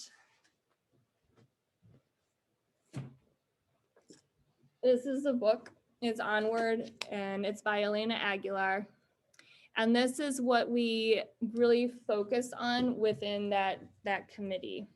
So there were moments here to focus on building relationships, if there's conflict, how to engage within your team. So being mindful is more than just those moments. As we said, it's kind of that way of being, which also connects with the relationships that we're with. So that's why I really liked Onward, because it offered other avenues for that wellness side. And in year 2, we did do a little bit of the adult wellness as well, whether we started or integrated it into that the session. But then we focused on more of that student lens. So the group focused on themselves, and then we're adding that next layer. So that was a whole year. So we focused a year on us and started a little bit sharing with students, but then transitioned to another year where, okay, now we can really build upon that foundation and share it with our learners. And so they would practice leading moments together. They would explore just different avenues in their classroom. And they also sometimes were to just have like a movement session. Let's see. How did you handle new people like coming into the like midstream, or was it kind of a closed container once it got started? Yeah, it was open all the time. And so that's kind of the nice thing is when you do structure it, like if you always have a moment we talked about the common language and the common definition, that's always something to start with. And anybody who's new can be and experience it. And the mindful moments that we would share for ourselves, that also allowed them that opportunity to share within their classroom or with the staff who they're leading as well. So it was really accessible and people enjoyed it. I'm very sad I couldn't do it this year. I asked, and because of all of the conditions, it was not an option for this year. So hopefully next year we'll be able to move forward and continue this growth with mindfulness. And let's see, I mentioned Onward, and those were some different aspects there. Has anybody else used the Onward book for anything at their school? Like, it's split into the months, and I just recently got it, and I'm like, oh, this is really good. We were thinking of doing it for COSM, actually. I know Elena Aguilar does it as a group, like she has other books too, but you can pay to do it with her. But we were thinking about doing it potentially. Yeah, I got it. I'm sorry. No, go ahead. No, go, please do. I got it because I heard Lindsay speaking about it at something we were doing for COSM. And I heard Lindsay speak about the book. And so I got it. And I love how it's broken out by months and how it aligns so beautifully with the rhythm of the school year. And I think I told Lindsay, I think it's just a perfect choice for those of us starting out in a particular school, as a summer reading kind of thing, as a book club kind of thing, or there's just so many different ways that it could be used. It's really awesome. And there's a workbook that goes with it.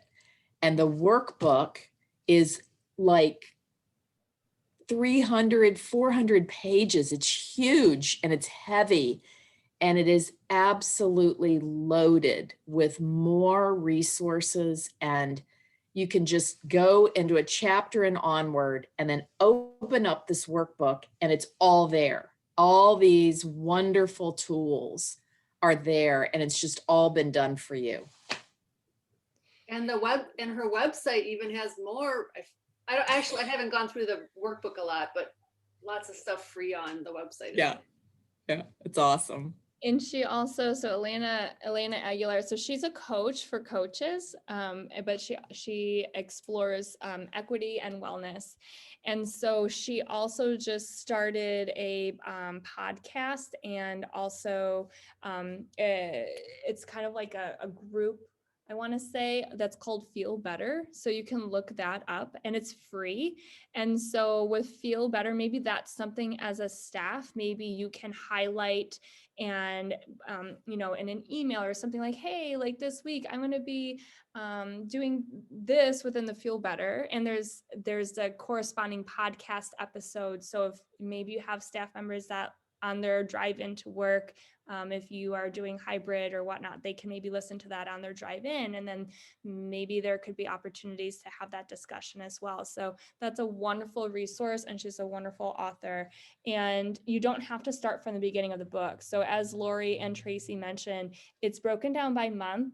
So you can start any month, anytime. And it's one of those, you can read it over and over and over and over and over again. So if your school wanted to invest in getting some of those for like a group of teachers, or have something for a community of practice around that, is such a wonderful resource for that dialogue that can keep continuing to give over and over and over again. Did you read the other one she wrote? Oh, yes, The Art of Coaching. So The Art of Coaching, that one's more specific for coaching and not for the wellness piece. But all of her work is really wonderful. I was during the break, I was pulling some of my favorite books and resources too, in case. So this is also one that Lauren Beversdorf has also mentioned as well. It's the How to Train a Wild Elephant. And so what this is they're really short, like super short chapters about little mindful moments. So I actually used this book for the beginning of this school year. So when I couldn't do the committee, I wanted to do something. So I made a recording and how you can apply this to the classroom. And so staff have 10 weeks. Now there's more than that, but I just wanted to keep it simple for everybody and accessible. So like, for example, this one's about appreciating your hands and how throughout the day, you would just be mindful of your hands, which for those of you who went to COSM's conference, Jewel was mentioning that mindful moment of her hands. So it's within the book too. And literally the chapter is, it kind of gives you an overview of what it is and then how you can apply it. And that's that. Like that, it's literally just a couple pages. So it's a quick, easy read, and just really something simple. So we made it into like a little challenge for the week, if teachers wanted to engage in that. So that's another good resource. Yes, also available on Amazon. All of these are available on Amazon. Does anyone have other books? I have 2 more I pulled, but I want to know, like, what are your thoughts or any other resources that you have that you wanted to share?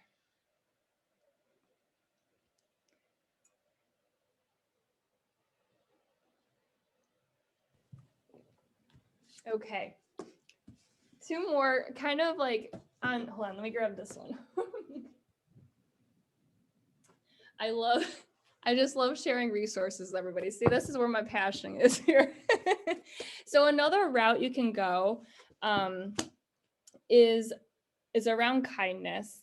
And how being present with that is also connected with social emotional learning and that side of the relationship building and social awareness, but all of that all connects to mindfulness. So this book is called A Passion for Kindness. And have any of you read this one? Oh my goodness. Okay, so this one is wonderful because they're different stories about kindness just happening throughout the world, and especially with the educator lens. And so again, allowing that moment. So if somebody's not yet ready for like the mindfulness piece, we can connect with kindness and how we can still be present and noticing, okay, after I've done this kind action, how can I be aware of my body, breath, emotions, and thoughts? How does this impact somebody else who I'm with and their experience? Lori shared in the chat box, the Center for Healthy Minds Kindness curriculum is free, and it is awesome for students. Thanks, Lori, for sharing that. And then this one is more of like the inner work piece. So this is Parker Palmer's The Courage to Teach. So if you're looking for a resource and a book for more of like digging, it's like deeper. It's like with an educator lens in the teacher's life, it's going through like his experience, but it's a deeper read, but a lot of inner work. So if it's something that you are like, okay, like I want to dig a little bit deeper, this one was wonderful. It's also one of the readings that I had to do for Breathe for Change. And so this is something that maybe you're interested in that for your inner work piece too. So I hope those are some at least books and resources there that maybe can inspire you as well. Thoughts or ideas or other routes that we want to take here tonight?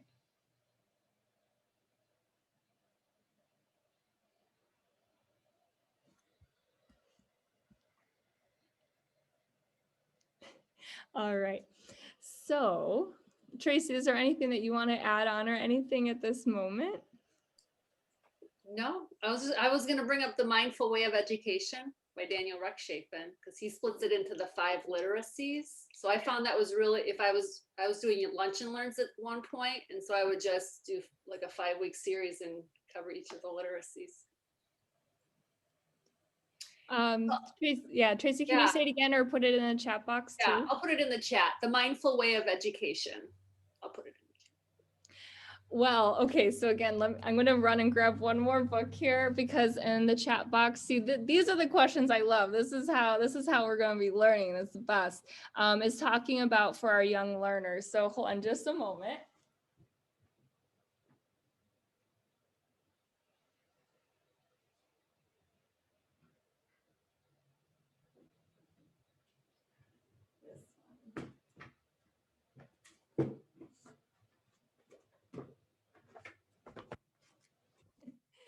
Yes. Okay, so for our younger learners, some of the different ideas. Obviously, I love books. It's a little bit of a bias because of the author side, but I love books a lot. And so what I really enjoy doing is, like, for example, alpha breaths. And so I was segueing, Tracy, you were reminding me, because this also has Daniel here, along with Christopher Willard. So this is a lovely book for our young learners because each alphabet letter has a type of breath and it's super accessible. So like you can have like the letter of the week or the letter of the day. This goes for even our elementary students, but like for example, this is like the alligator breath. And there's also some videos of how that can look like and sound like. So this says, let me make sure I go like here. So you'll open your arms wide like an alligator jaw on the in-breath and snap them shut on the out-breath.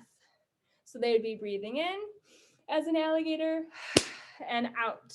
So like there, it's just a nice, easy, accessible, and again, the illustrations are beautiful. So really nice and can last for, again, if you were to do a letter each week, like that allows you a couple weeks worth of exploring a tool and having the student connect it to the classroom. So they get really good at that one breath.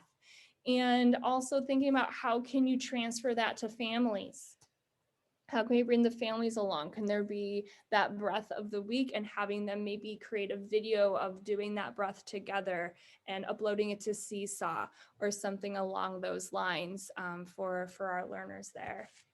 And one more, and this one I really enjoy, and it should belong in everybody's mindfulness toolbox for reading. I would honestly even say, like, depending on our upper grades for high school and middle school, depends on the personalities of the kids, right? It all depends on how you approach things with them.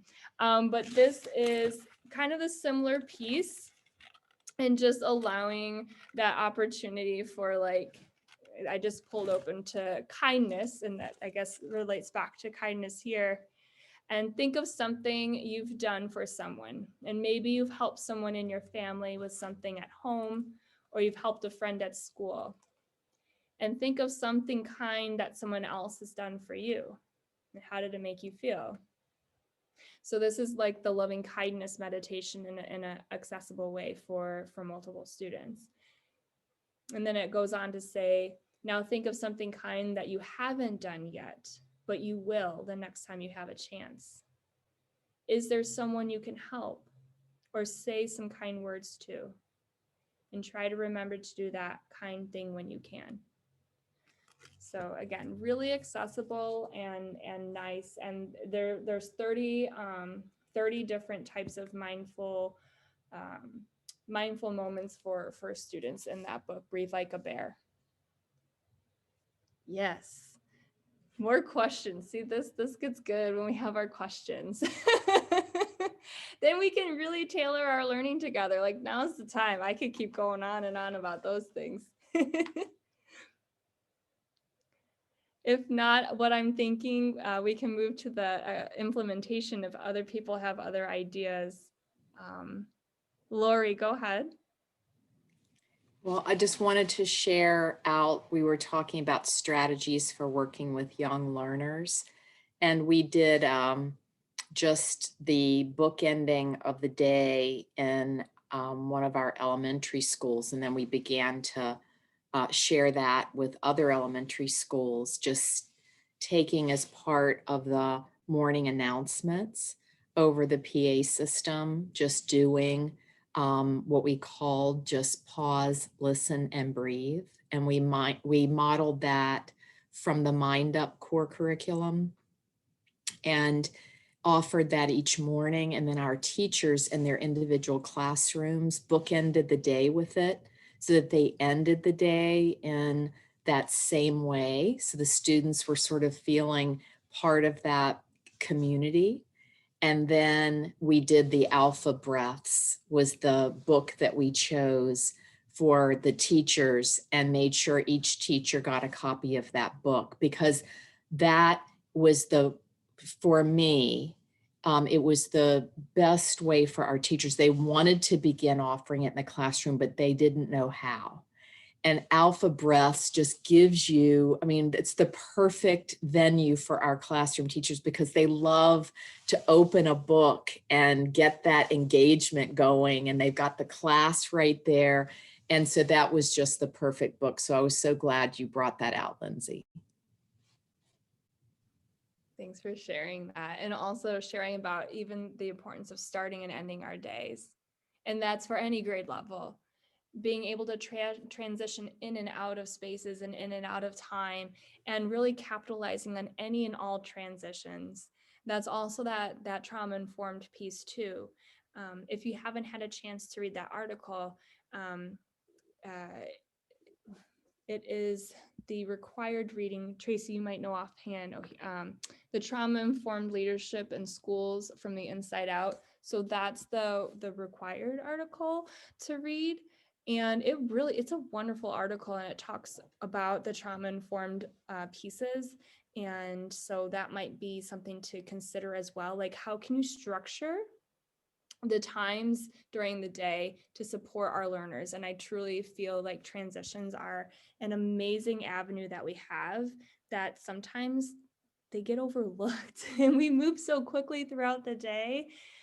But when we actually purposely transition, those are like the golden moments. Those are the golden moments for us to connect and refocus and to just be. So thanks for bringing that up too, Lori, with the bookending of the day.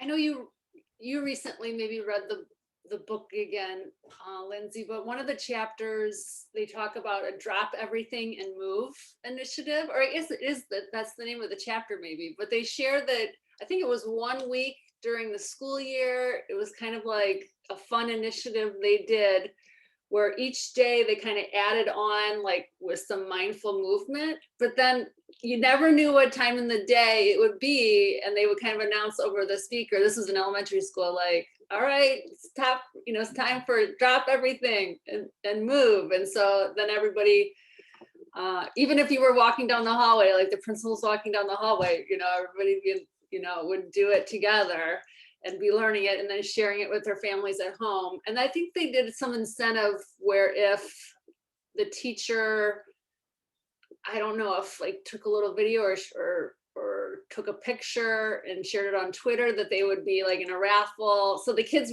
then got into it because they wanted their teacher to win.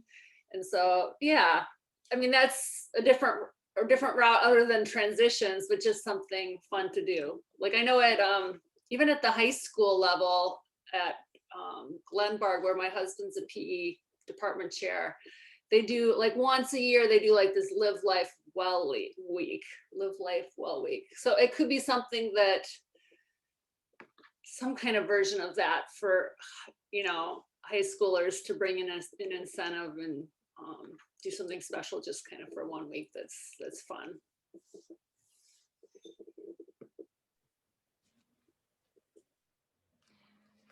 Thoughts so far? I did put in the chat box. It is chapter 24 in the Ed Mindfully book, and just thinking about the logistics that brings and opportunities, and thinking about how we can always empower the leadership within our learners. And if there is a drop everything and move, you can even do that in the classroom. It doesn't have to be school wide. It can be, which is amazing. But think about like where are those avenues and access points. Maybe it's your team. Maybe there's a team of teachers. Maybe it's something where now that we're remote, is there or some remote pieces to it? Like, could there be a recording of a student or something where the student leadership takes on that role and being able to share it as well? So just wonderful tools and resources there. Yes. All right. Where else would we like to go? I'm thinking, did anyone want to share about their implementation story so far? Or even like within COVID, how, if you've been implementing, how maybe that's changed over time, or thinking creatively on how to connect with staff and students with mindfulness.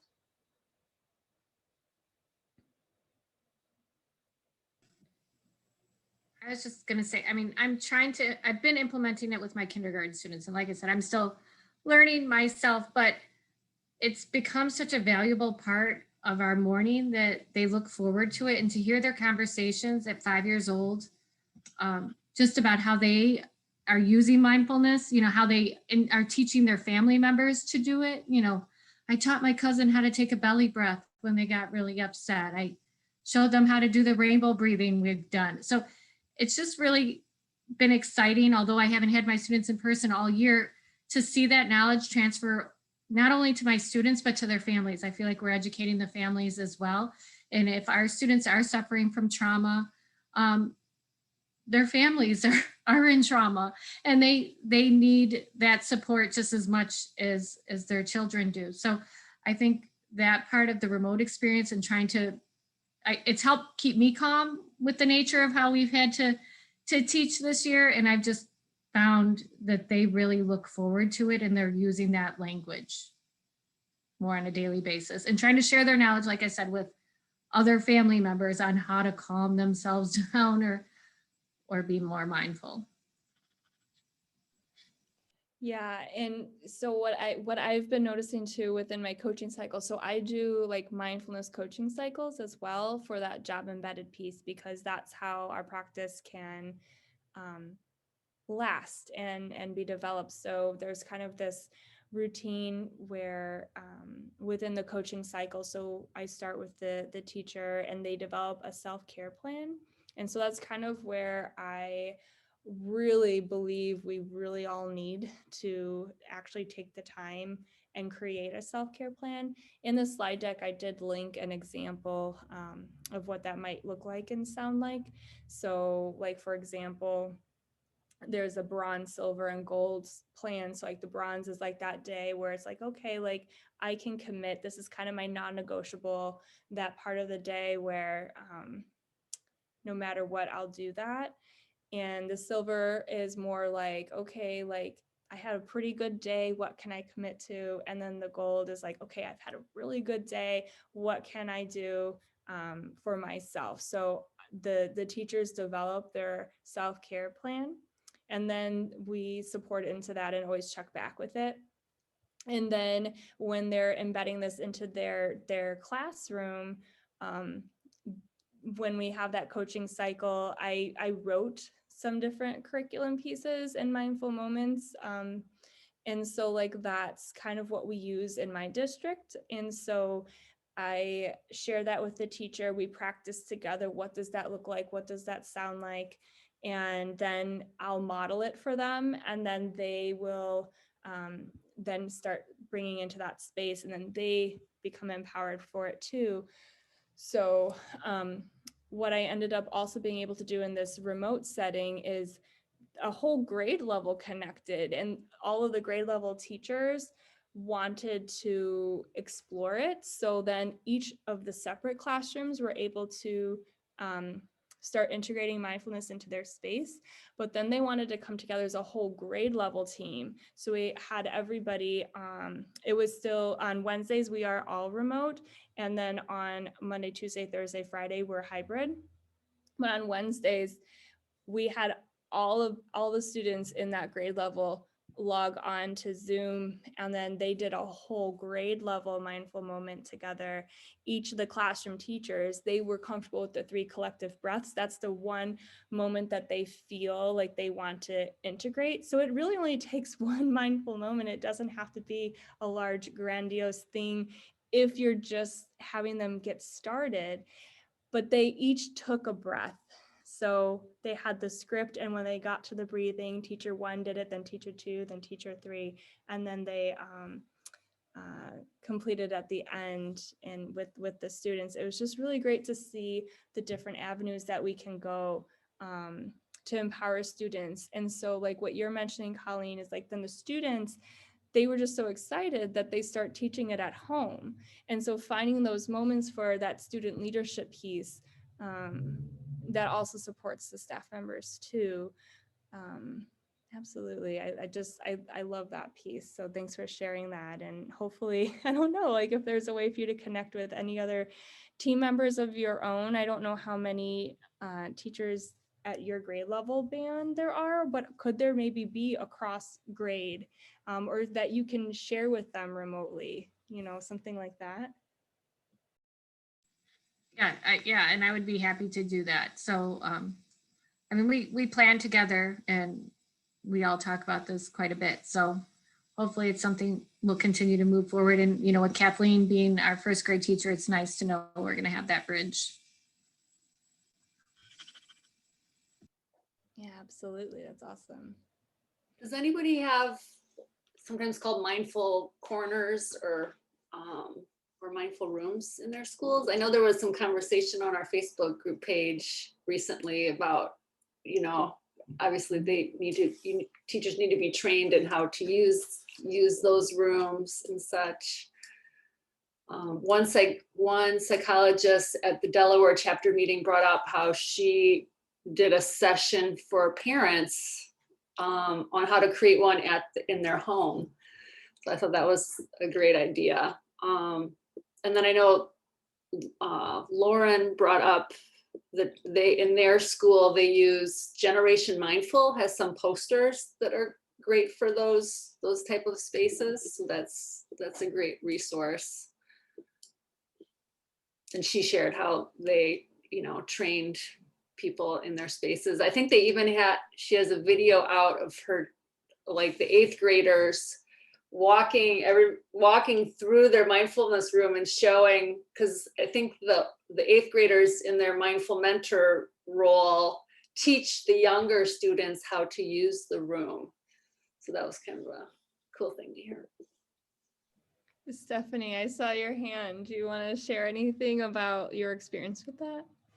I made a room February 2020. It was complete. It was for staff only, and it was absolutely beautiful. It had lots of books, magazines, mindful coloring, a CD player with meditations, aromatherapy, water. I mean, it was just gorgeous. And then, a month later, the school was closed, and then I was called back in the summertime to remove everything because they needed the space when everybody went back. And so now everything is in my closet.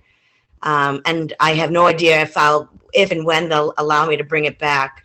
But it was an absolute beautiful spot. And there's a lot of staff in my building, maybe 80 or 85 staff members. And probably only 4 or 5 of us actually used it. But I went in every day for that month, let me tell you. Yeah, thanks for sharing. Well, and I think that goes to also mention, we can have mindfulness allows us to be in that space without a space.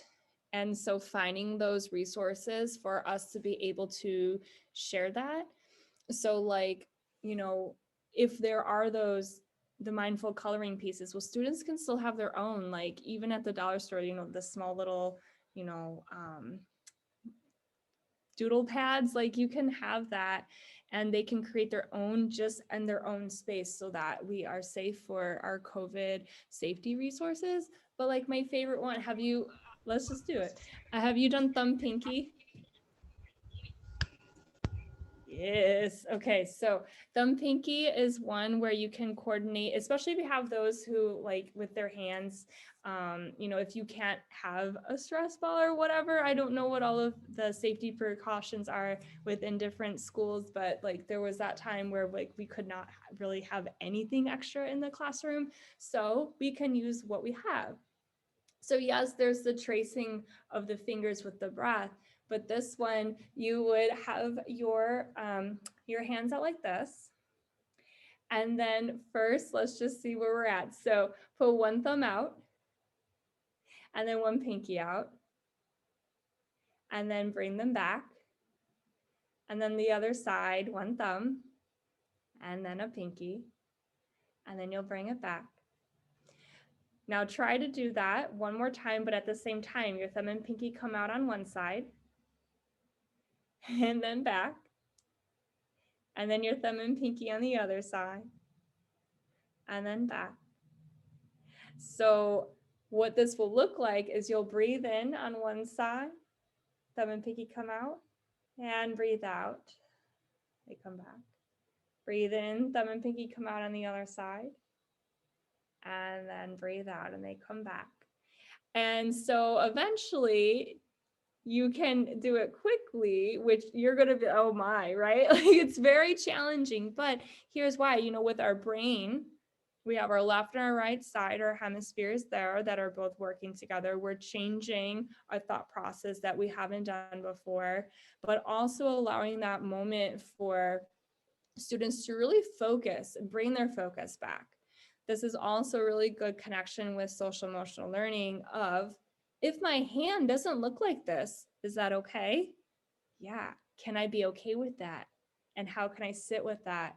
And then how can I persevere with that too? So this one is just such a really great tool to share with students. So take that, and I hope you enjoyed that one. Absolutely.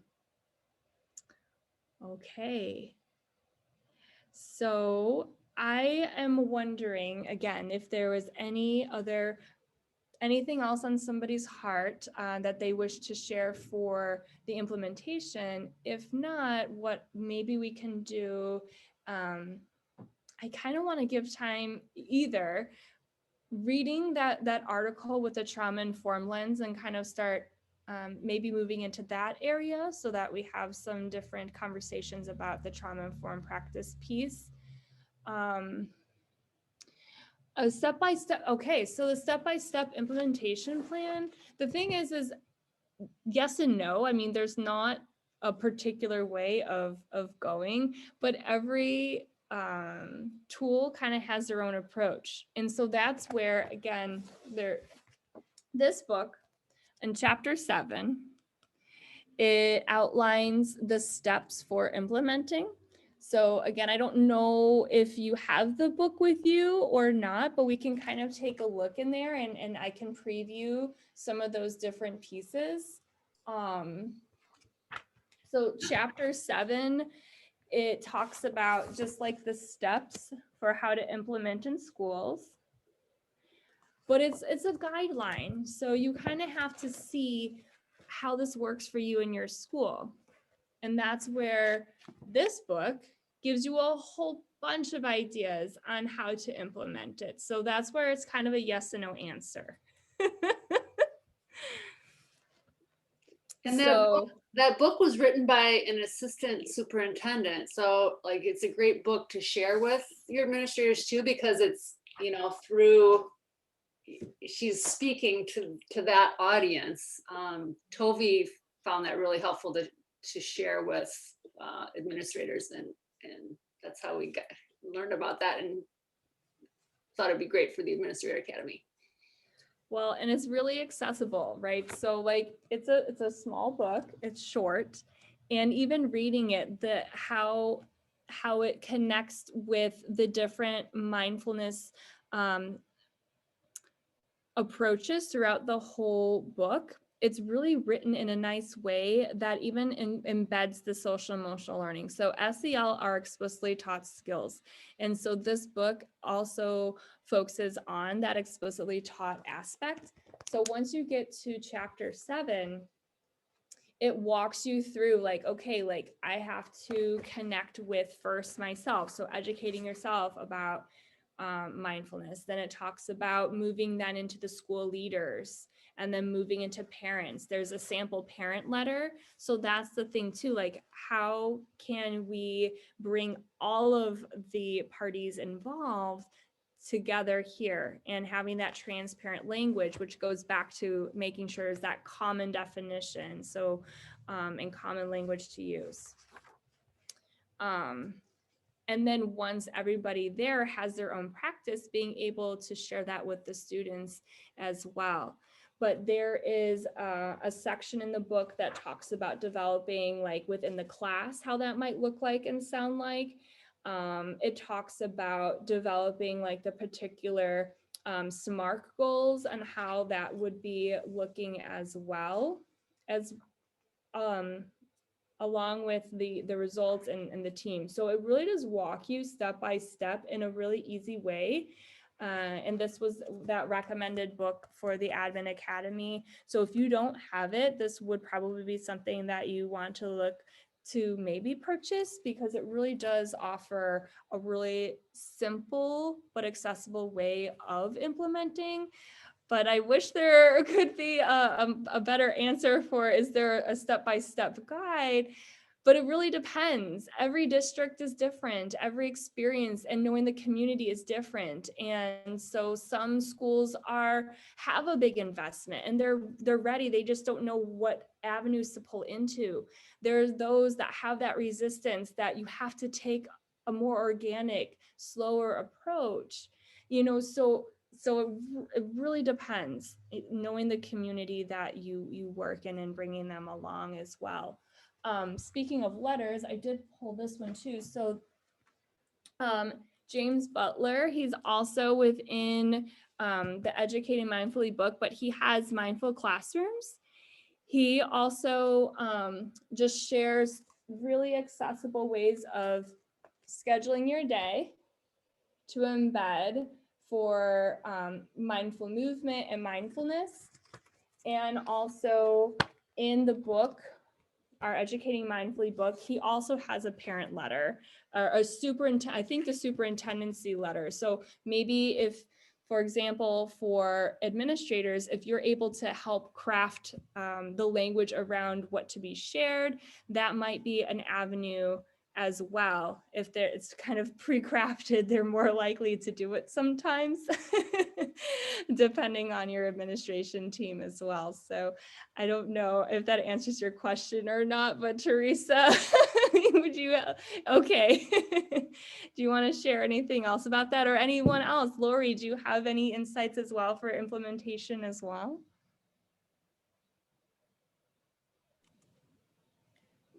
There was just one thing I thought I would add, which was that Tish Jennings and Krista Turksma really helped me to see clearly that in some schools there seemed to be a little bit of I don't mean a model, it wasn't that formalized, but a practice maybe of the school counselors going into the classrooms to offer mindfulness.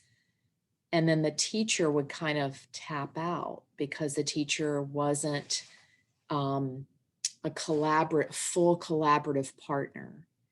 And that's a practice that, I've seen in places. What we've really chosen a very different approach, which is that our classroom teachers are our leaders in the classroom. And so if I'm invited to a classroom, or if anyone else is, it's in full partnership with that teacher, and always with the language around that, so that when that other person steps back out of the classroom, that teacher has been the very person that has modeled and shared, and then can continue to, it's a sustainable model, is what I'm trying to say. It's a little late for me, so forgive me, I'm wordy. But a sustainable model for the teachers being that leader and fully partnering. And if a teacher's not ready, of course not. There's never any push for that, but that if the teacher is inviting that and wanting to take that into the classroom, that really they're in the lead. Yeah, that's beautiful. And that's the piece too, like making sure that the teachers are ready and that they're the ones taking the lead, and so that it is sustainable.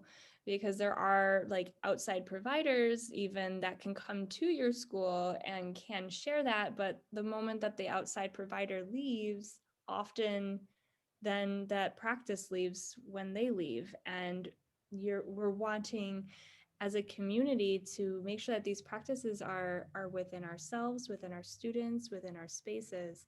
And so finding how to support into that, and that goes to like that continuum of where are people at their different levels, and being able to support into that the best that we can so that it is sustainable. Thanks, Lori, for sharing that. Tracy? I was just going to bring up another chapter in our book by Cindy Goldberg, she also has a positive psychology background, and she's a teacher, but then started going in somewhat similar to like an outside resource provider, but she would go in for 6 weeks to different classrooms. And first it was just her seeking, obviously starting with staff and interested staff, but then it got to be the point where she had so many people asking her to come in. But it was something like the 6 weeks, but there were guidelines that she was training. The teachers were very involved, and then she would come back and do modeling as they might need after that. So it was the set up so that the teacher would continue doing it after the 6 weeks. That was very important.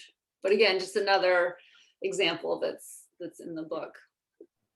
Well, I think that's really like important to think about, like when you're thinking about your implementation plan, how can it be sustained? So even if if somebody from the outside were to come in, how can your school and district collaborate with them, or your classrooms collaborate with them so that it is a sustainable model, and so that students are supported in that way, because it's ultimate for them so that they can continue to transform our world. But us as the space keepers as well, it's just very important for that. So if you are looking at different curriculum pieces or different resources and options, and Tracy mentioned the resources on the platform, but also I listed in the slide deck as well, there's all of the resources and resource providers on the COSM website that you might want to look at. So that might be another tool to take a look if you're looking for more recommendations there as well. I think kind of the general rule not to do is, to slap on just another program, right? That like this top-down required thing. I know in certain circumstances though, like say with the Inner Explorer app, which is like, I think for different age groups, there's like 90 different practices. So it would, it's a press and play thing that teachers could do and practice with their students, say during the morning meeting. Generally volunteer, but I know that they have had some instances where there has been success, having it be required. If like they've just run into some schools that were in dire need and the administration was totally on board and is like, we need to do, for whatever reason. So you can't say that it never, like sometimes it might work, but definitely not necessarily the recommended route. Well, in a way of adding on for apps, so like if you're using like different tools, so I'm guessing like Colleen, because you mentioned some of the different pieces, it sounds like Go Noodle, like the flow and whatever. So what I like to share with like the coaching partnerships is, while the students are doing it and doing it with them, but then thinking about how using it as, like I call it like a mentor video or a mentor app. You're observing it and you're thinking about, okay, what is the language that's being used during this mindful moment? What works with me? How can I take this language, make it my own so that I can facilitate this with my students? And so that's another avenue too. So for those of you who are wanting to empower other staff members, have them watch the videos or have them use that app, but give it with a purpose of use it as a learning tool for you. And then how can you tweak it to match your style? So that's where, again, I linked in the presentation where the website is where I recorded myself. The other aspect of that was I did that on purpose so that I was becoming like that mentor video. So teachers could choose on that continuum. Okay, I'm not ready to do it myself, but I know that Lindsay has this video and I can share it. And it's more of that authentic piece with the kids. So then as they're showing those mindful moments, they're taking note on, okay, like what makes sense? How can I integrate this into my classroom to eventually like not use the video anymore, for them to be that keeper of this space. So that might also be something new or another perspective to take, because we don't want it to just be another app or another thing to do.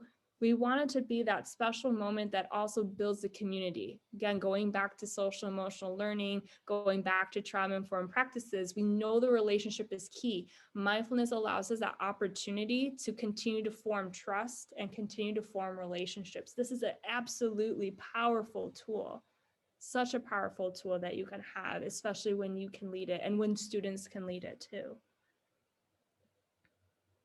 Yeah, go ahead, Sharon. Okay, I love all of your ideas.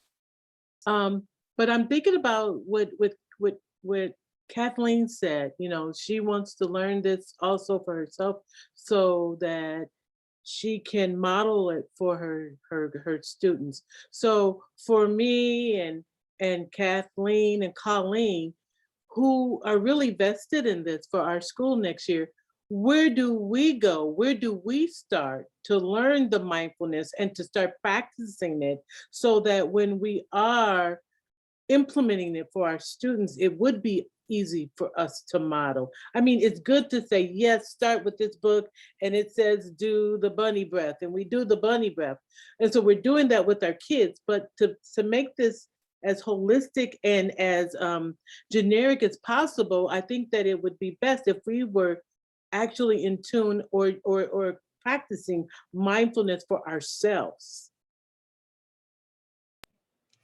Yes. So yeah. I mean, I know we all do the Go Noodle, and I read the book, and I have started to do some things and say, okay, so this is what I learned. You know, this is what I read. This is what I saw. I watched this video, and then I try to share that some with our staff. But I'm not comfortable with it because I'm learning it, and then to go and say, here, do this. I want to practice it. I want to live it. I want to breathe it. I don't want to be contradictory in this. Yes, and that's great. And I'm wondering a couple different things. So one, there are a couple of, so I'm going to try to find online, and Tracy, you might be able to know offhand too, but that's where it's good if there's a way for you to have like finding what resonates with you.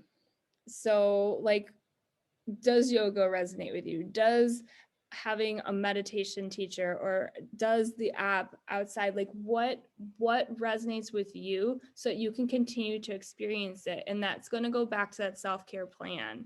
Like, do you have a plan? How does that look? How does that sound? And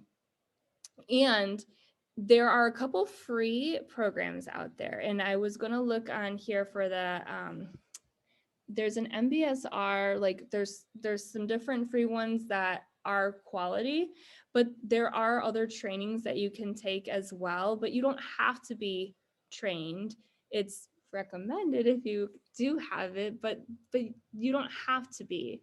So you have to find your own niche of what you like, and that's how you feel empowered to be able to share. And that's why I was mentioning, even if you find one particular practice to just do and feel comfortable with.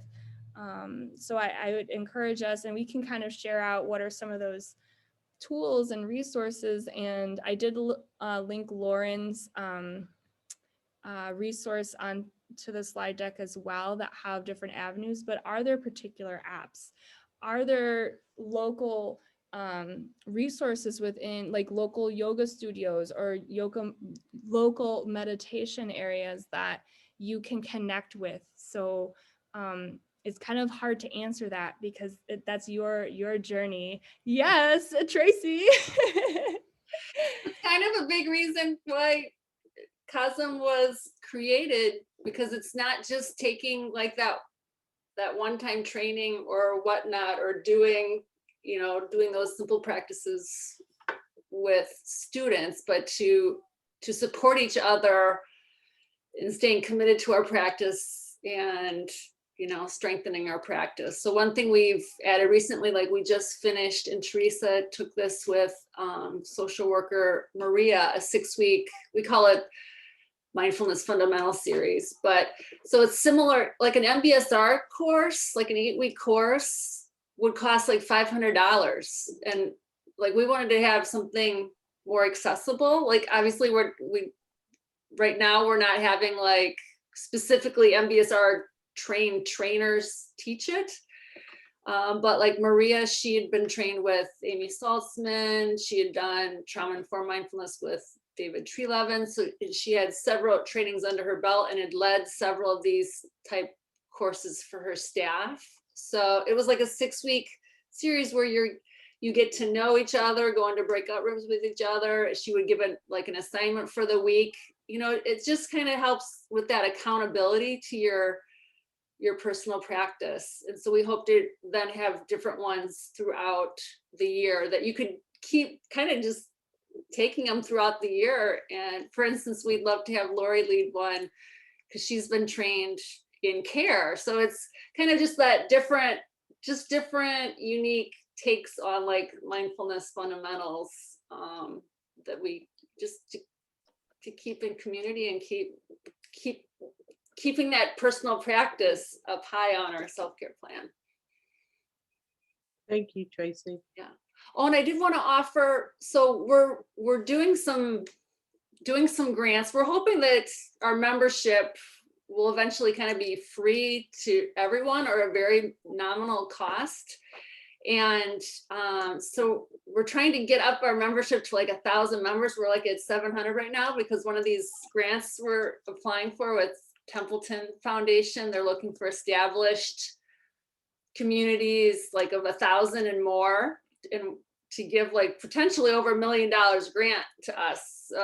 So what we'd like to do is we're offering free group memberships to, and I know U46 already has a group membership, but like for instance, Lori's schools or the Wheaton Warrenville South schools. So that part of the implementation plan could be to have your district or school become group members with COSM. And right now, if anybody wants it, I can get you a link so that anyone at your district can join like as a group for a year free membership. And then hopefully, we're hoping it will continue to be free after that. But I definitely wanted to let you know that we'd love to have anybody join for free right now. Will this be available? Will the membership be free to U46 next school year also, Tracy? Yeah, Mary Abbott, I think she signed up for it and they paid like around the new year for it. So Okay. I'll reach out to her when that year is up. Like they paid $1,000 for a group membership, which was less than they paid to have their group go to like the conference last year. So she's like, oh, this is awesome. And the virtual conference was included for free. So we hope to keep doing that as well, but. Okay. Well, thank you for that. Yeah. So do you have other questions? It's kind of hard to answer that because it's a personal piece and trying to find what works for you, which is why we have to find that fit.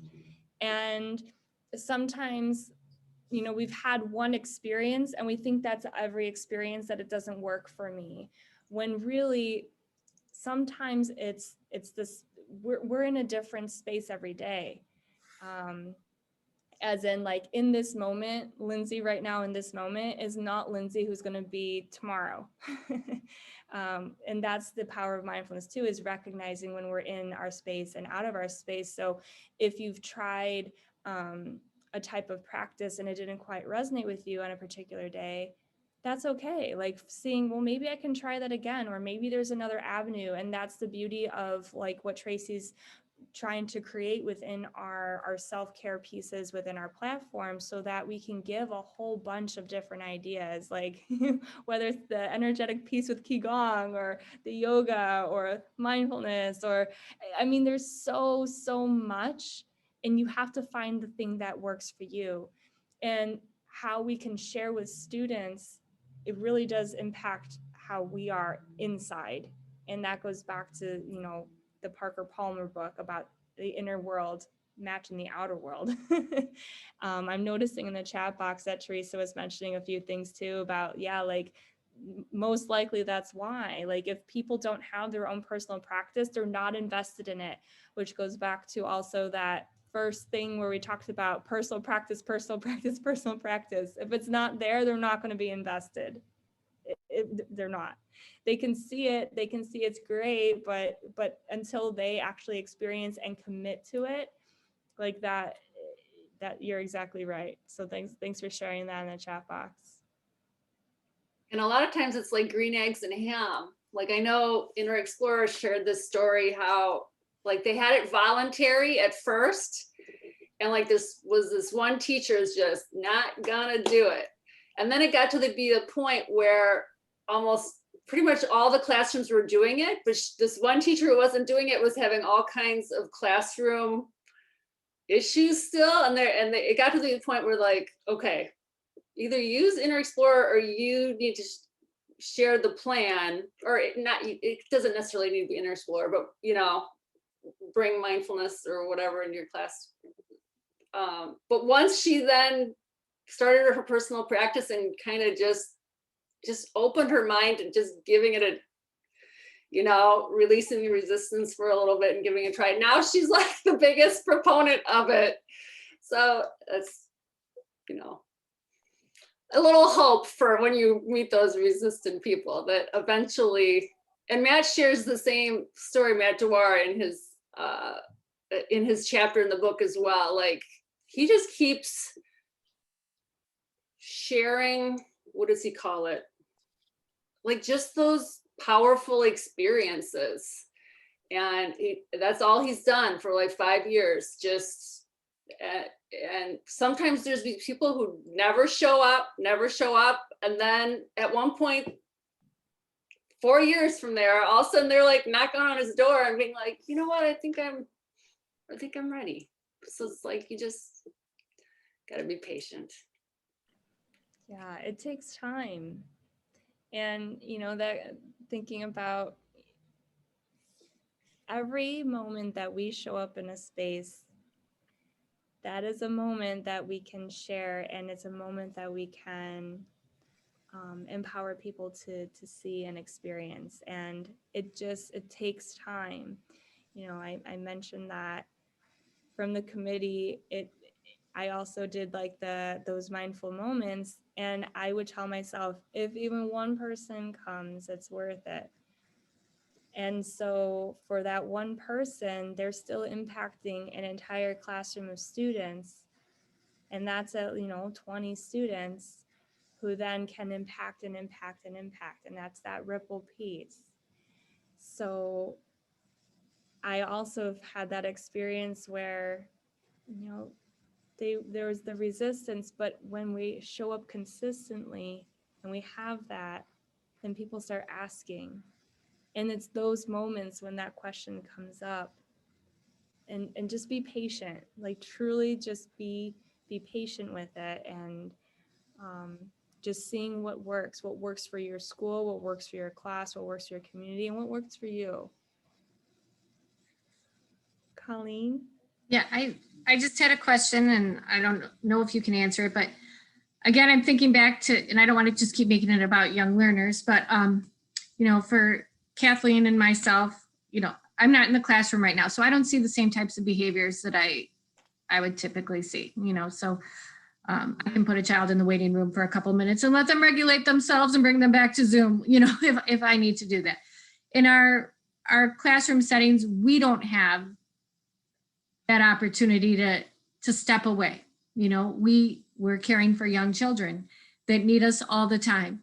So when we need to be mindful, when we need those minutes, how do we do that in our class and be successful with that? I mean, are the classrooms that are successful with that, are they just telling their students, Mrs. Pacucci needs to go be mindful for a few minutes? You need to, do the modeling. I mean, I guess I'm just trying to figure out how we don't get to tap out. We don't have assistance. We don't have the resources available to let us regroup. So I guess I'm just wondering how you've seen other teachers be successful with that, especially with the younger, more needier students. Lori, I see you shaking your head too. Do you want to share? I can share as well, but I want to give you that opportunity too. Did you want to share anything?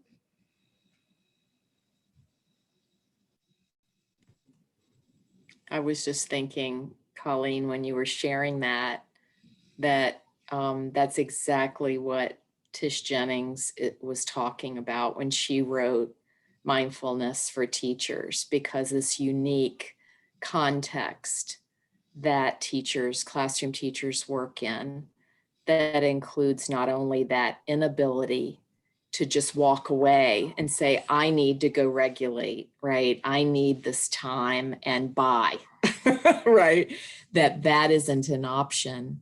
And so they're having to do all of that self-regulation and self-management right in the moment, in the context of the time pressure and the complex situation of the classroom. And so I was just nodding because you were just like describing it just like she does in the book. Okay. Then I'm not alone. That's good. No, you're not alone. Well, and how amazing is that organic opportunity, because you, again, are modeling for students, which is explicitly teaching them in that moment the social and emotional learning skills that they're needing for that self-management. You're having that self-talk, you're recognizing, you can bring in like, I know that I need to take a moment here because my body feels tense. I feel my shoulders. And so you're also giving them that language too, because often they'll be like, mindfulness means calm. Well, no, that could be a byproduct of being mindful. But if you, with the kindergartners and first graders, being able to give them that language of, okay, where am I feeling it? What sensation is in my body? How do I know I need to stop? You know what? I invite you all to join me right now. And so like that allows them that opportunity to then practice, and then offering the opportunity to share out, okay, how have you changed after that mindful moment? Let's take a mindful moment to check. How's my body, breath, emotions, and thoughts right now? So that is absolutely amazing. And I know Stephanie was sharing about like her mindfulness space, and that whether you have like a corner or area in the room, if and when that could become available, same thing. When I coach into that too, like moving into that space and sharing that could be an opportunity, and having So I can go in that egg chair I have in my. yes.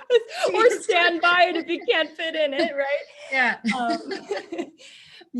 Yes. And it's all just explicitly teaching that and allowing that opportunity for them to experience it.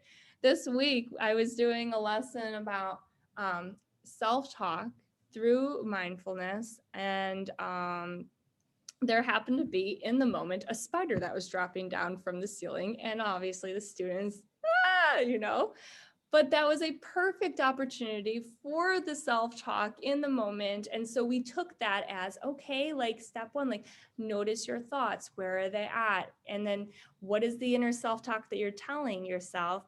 Can we change that? And, we moved the spider out of the way, but we were able to in the moment. And that's how they remember and embed those skills. It's not like that one and done. It's all these moments that continue to layer on each time.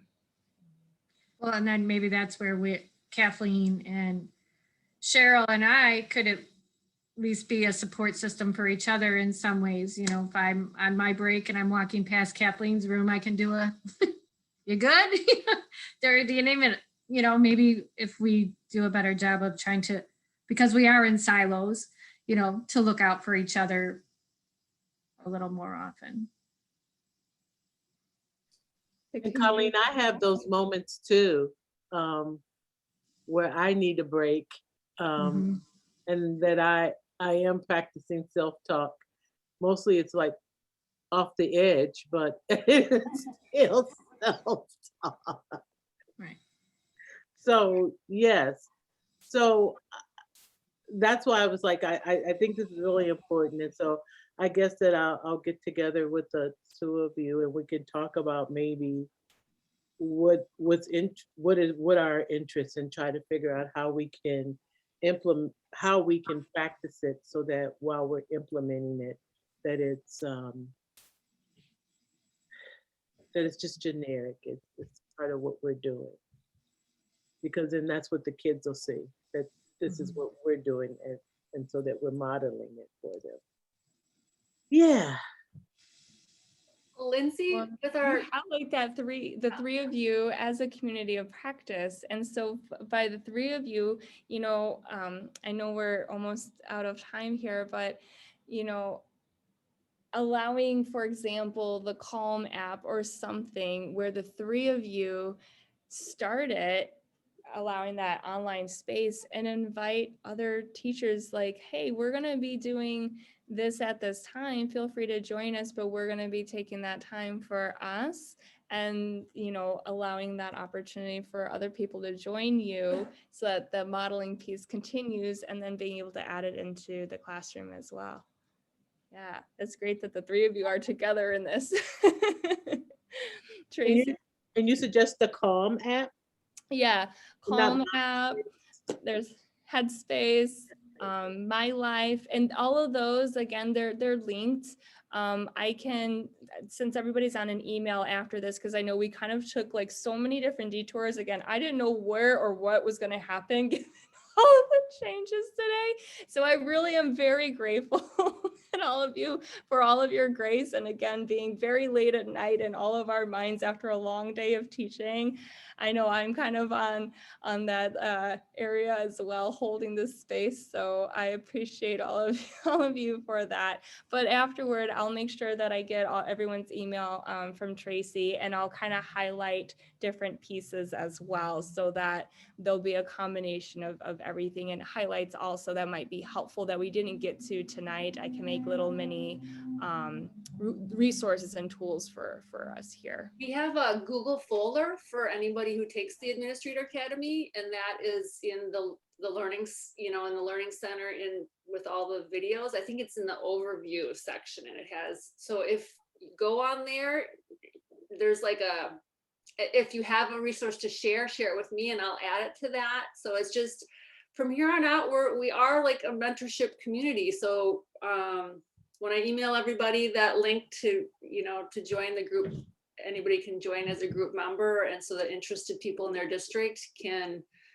have the benefits of CASM. Like, just keep the conversation going on that email thread as things come up. I want Lindsay to quickly share about, she's doing a 3-hour professional development workshop this summer that's free for all CASM members. So, and it's mindful culture, mindful self. So it'd be a great way for anybody interested in your districts to kind of meet together. And that potentially you could meet one time after that to figure things out for what you're going to do for next year. Yeah, that one like strategically follows the order of the book. And that way I know where we're going with that one.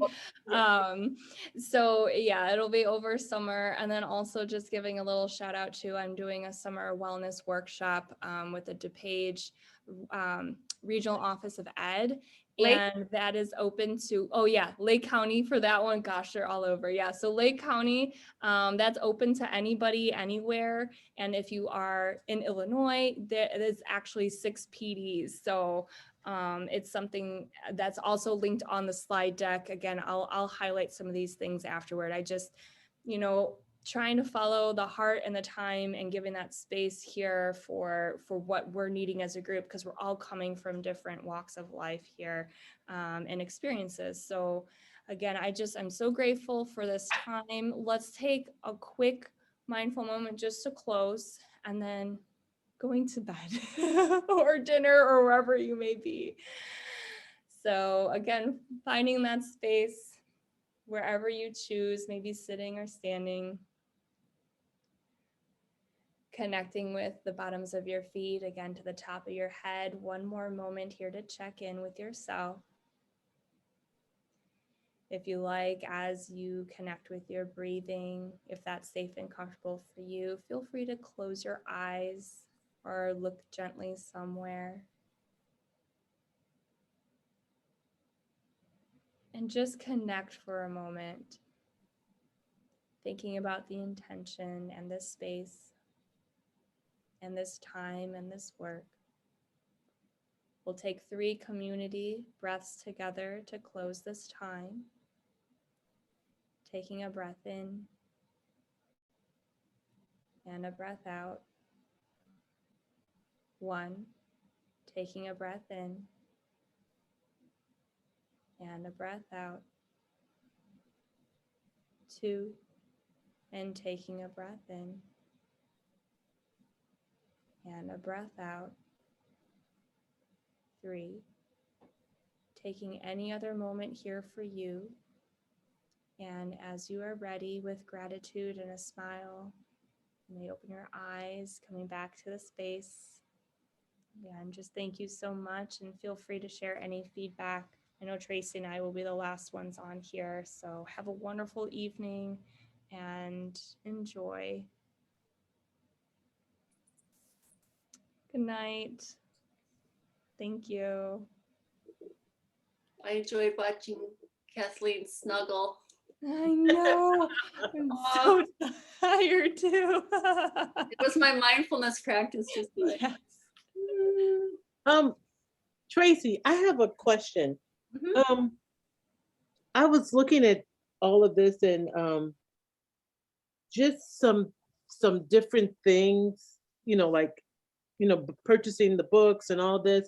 I was just wondering, are there any grants or anything that you know of that possibly that I can look into to make an application for, just for starting up, or mindfulness programs in our schools or something?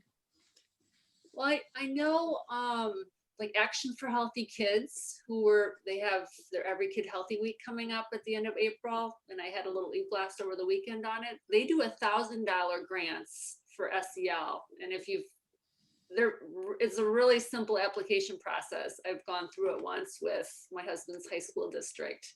Okay. So that'd be a simple way to probably get $1,000 to get towards. That'll be enough to get us started. I'm Yeah. just thinking collectively, the books that we've already purchased, and then, then you have a list of books here, and then, Right. some other ones. And I purchased Calm Classroom a long time ago. And I know that now they have something online, but just I just like to have some other resources. And like, even for this, Kathleen and Colleen and I paid for this, outside of our school. And this with along with some other things that we've purchased. So I'll look into it. And that's why I was asking, because we're really committed to this. And I just want to make sure that they have the resources to do this, and to do it with fidelity, and to also, even to look into some of these extra PDs, or find some things that they can tap in, even if from the grant we could say, okay, here's a yoga class to take, see if that's something that you like. I just want to find a way to invest in them while they're investing in the students in my school. And they're taking this on with me. And I asked them, hey, I see the students that come into kindergarten, and then those students go right to Kathleen's class. How can we be preventative with these students now to help them to be successful and whole as they go on?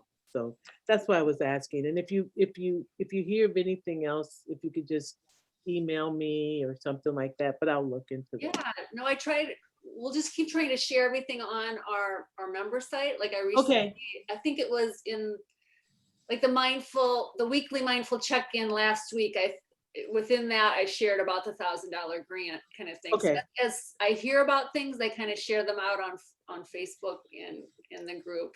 And just so you know, like if you did like a, say you got some, or Donors Choose is another one, like our board member Sheila, anything she wants, like she did a book club for like, she wanted, and she just put it on Donors Choose, and like in a week, she always gets whatever she asks. You know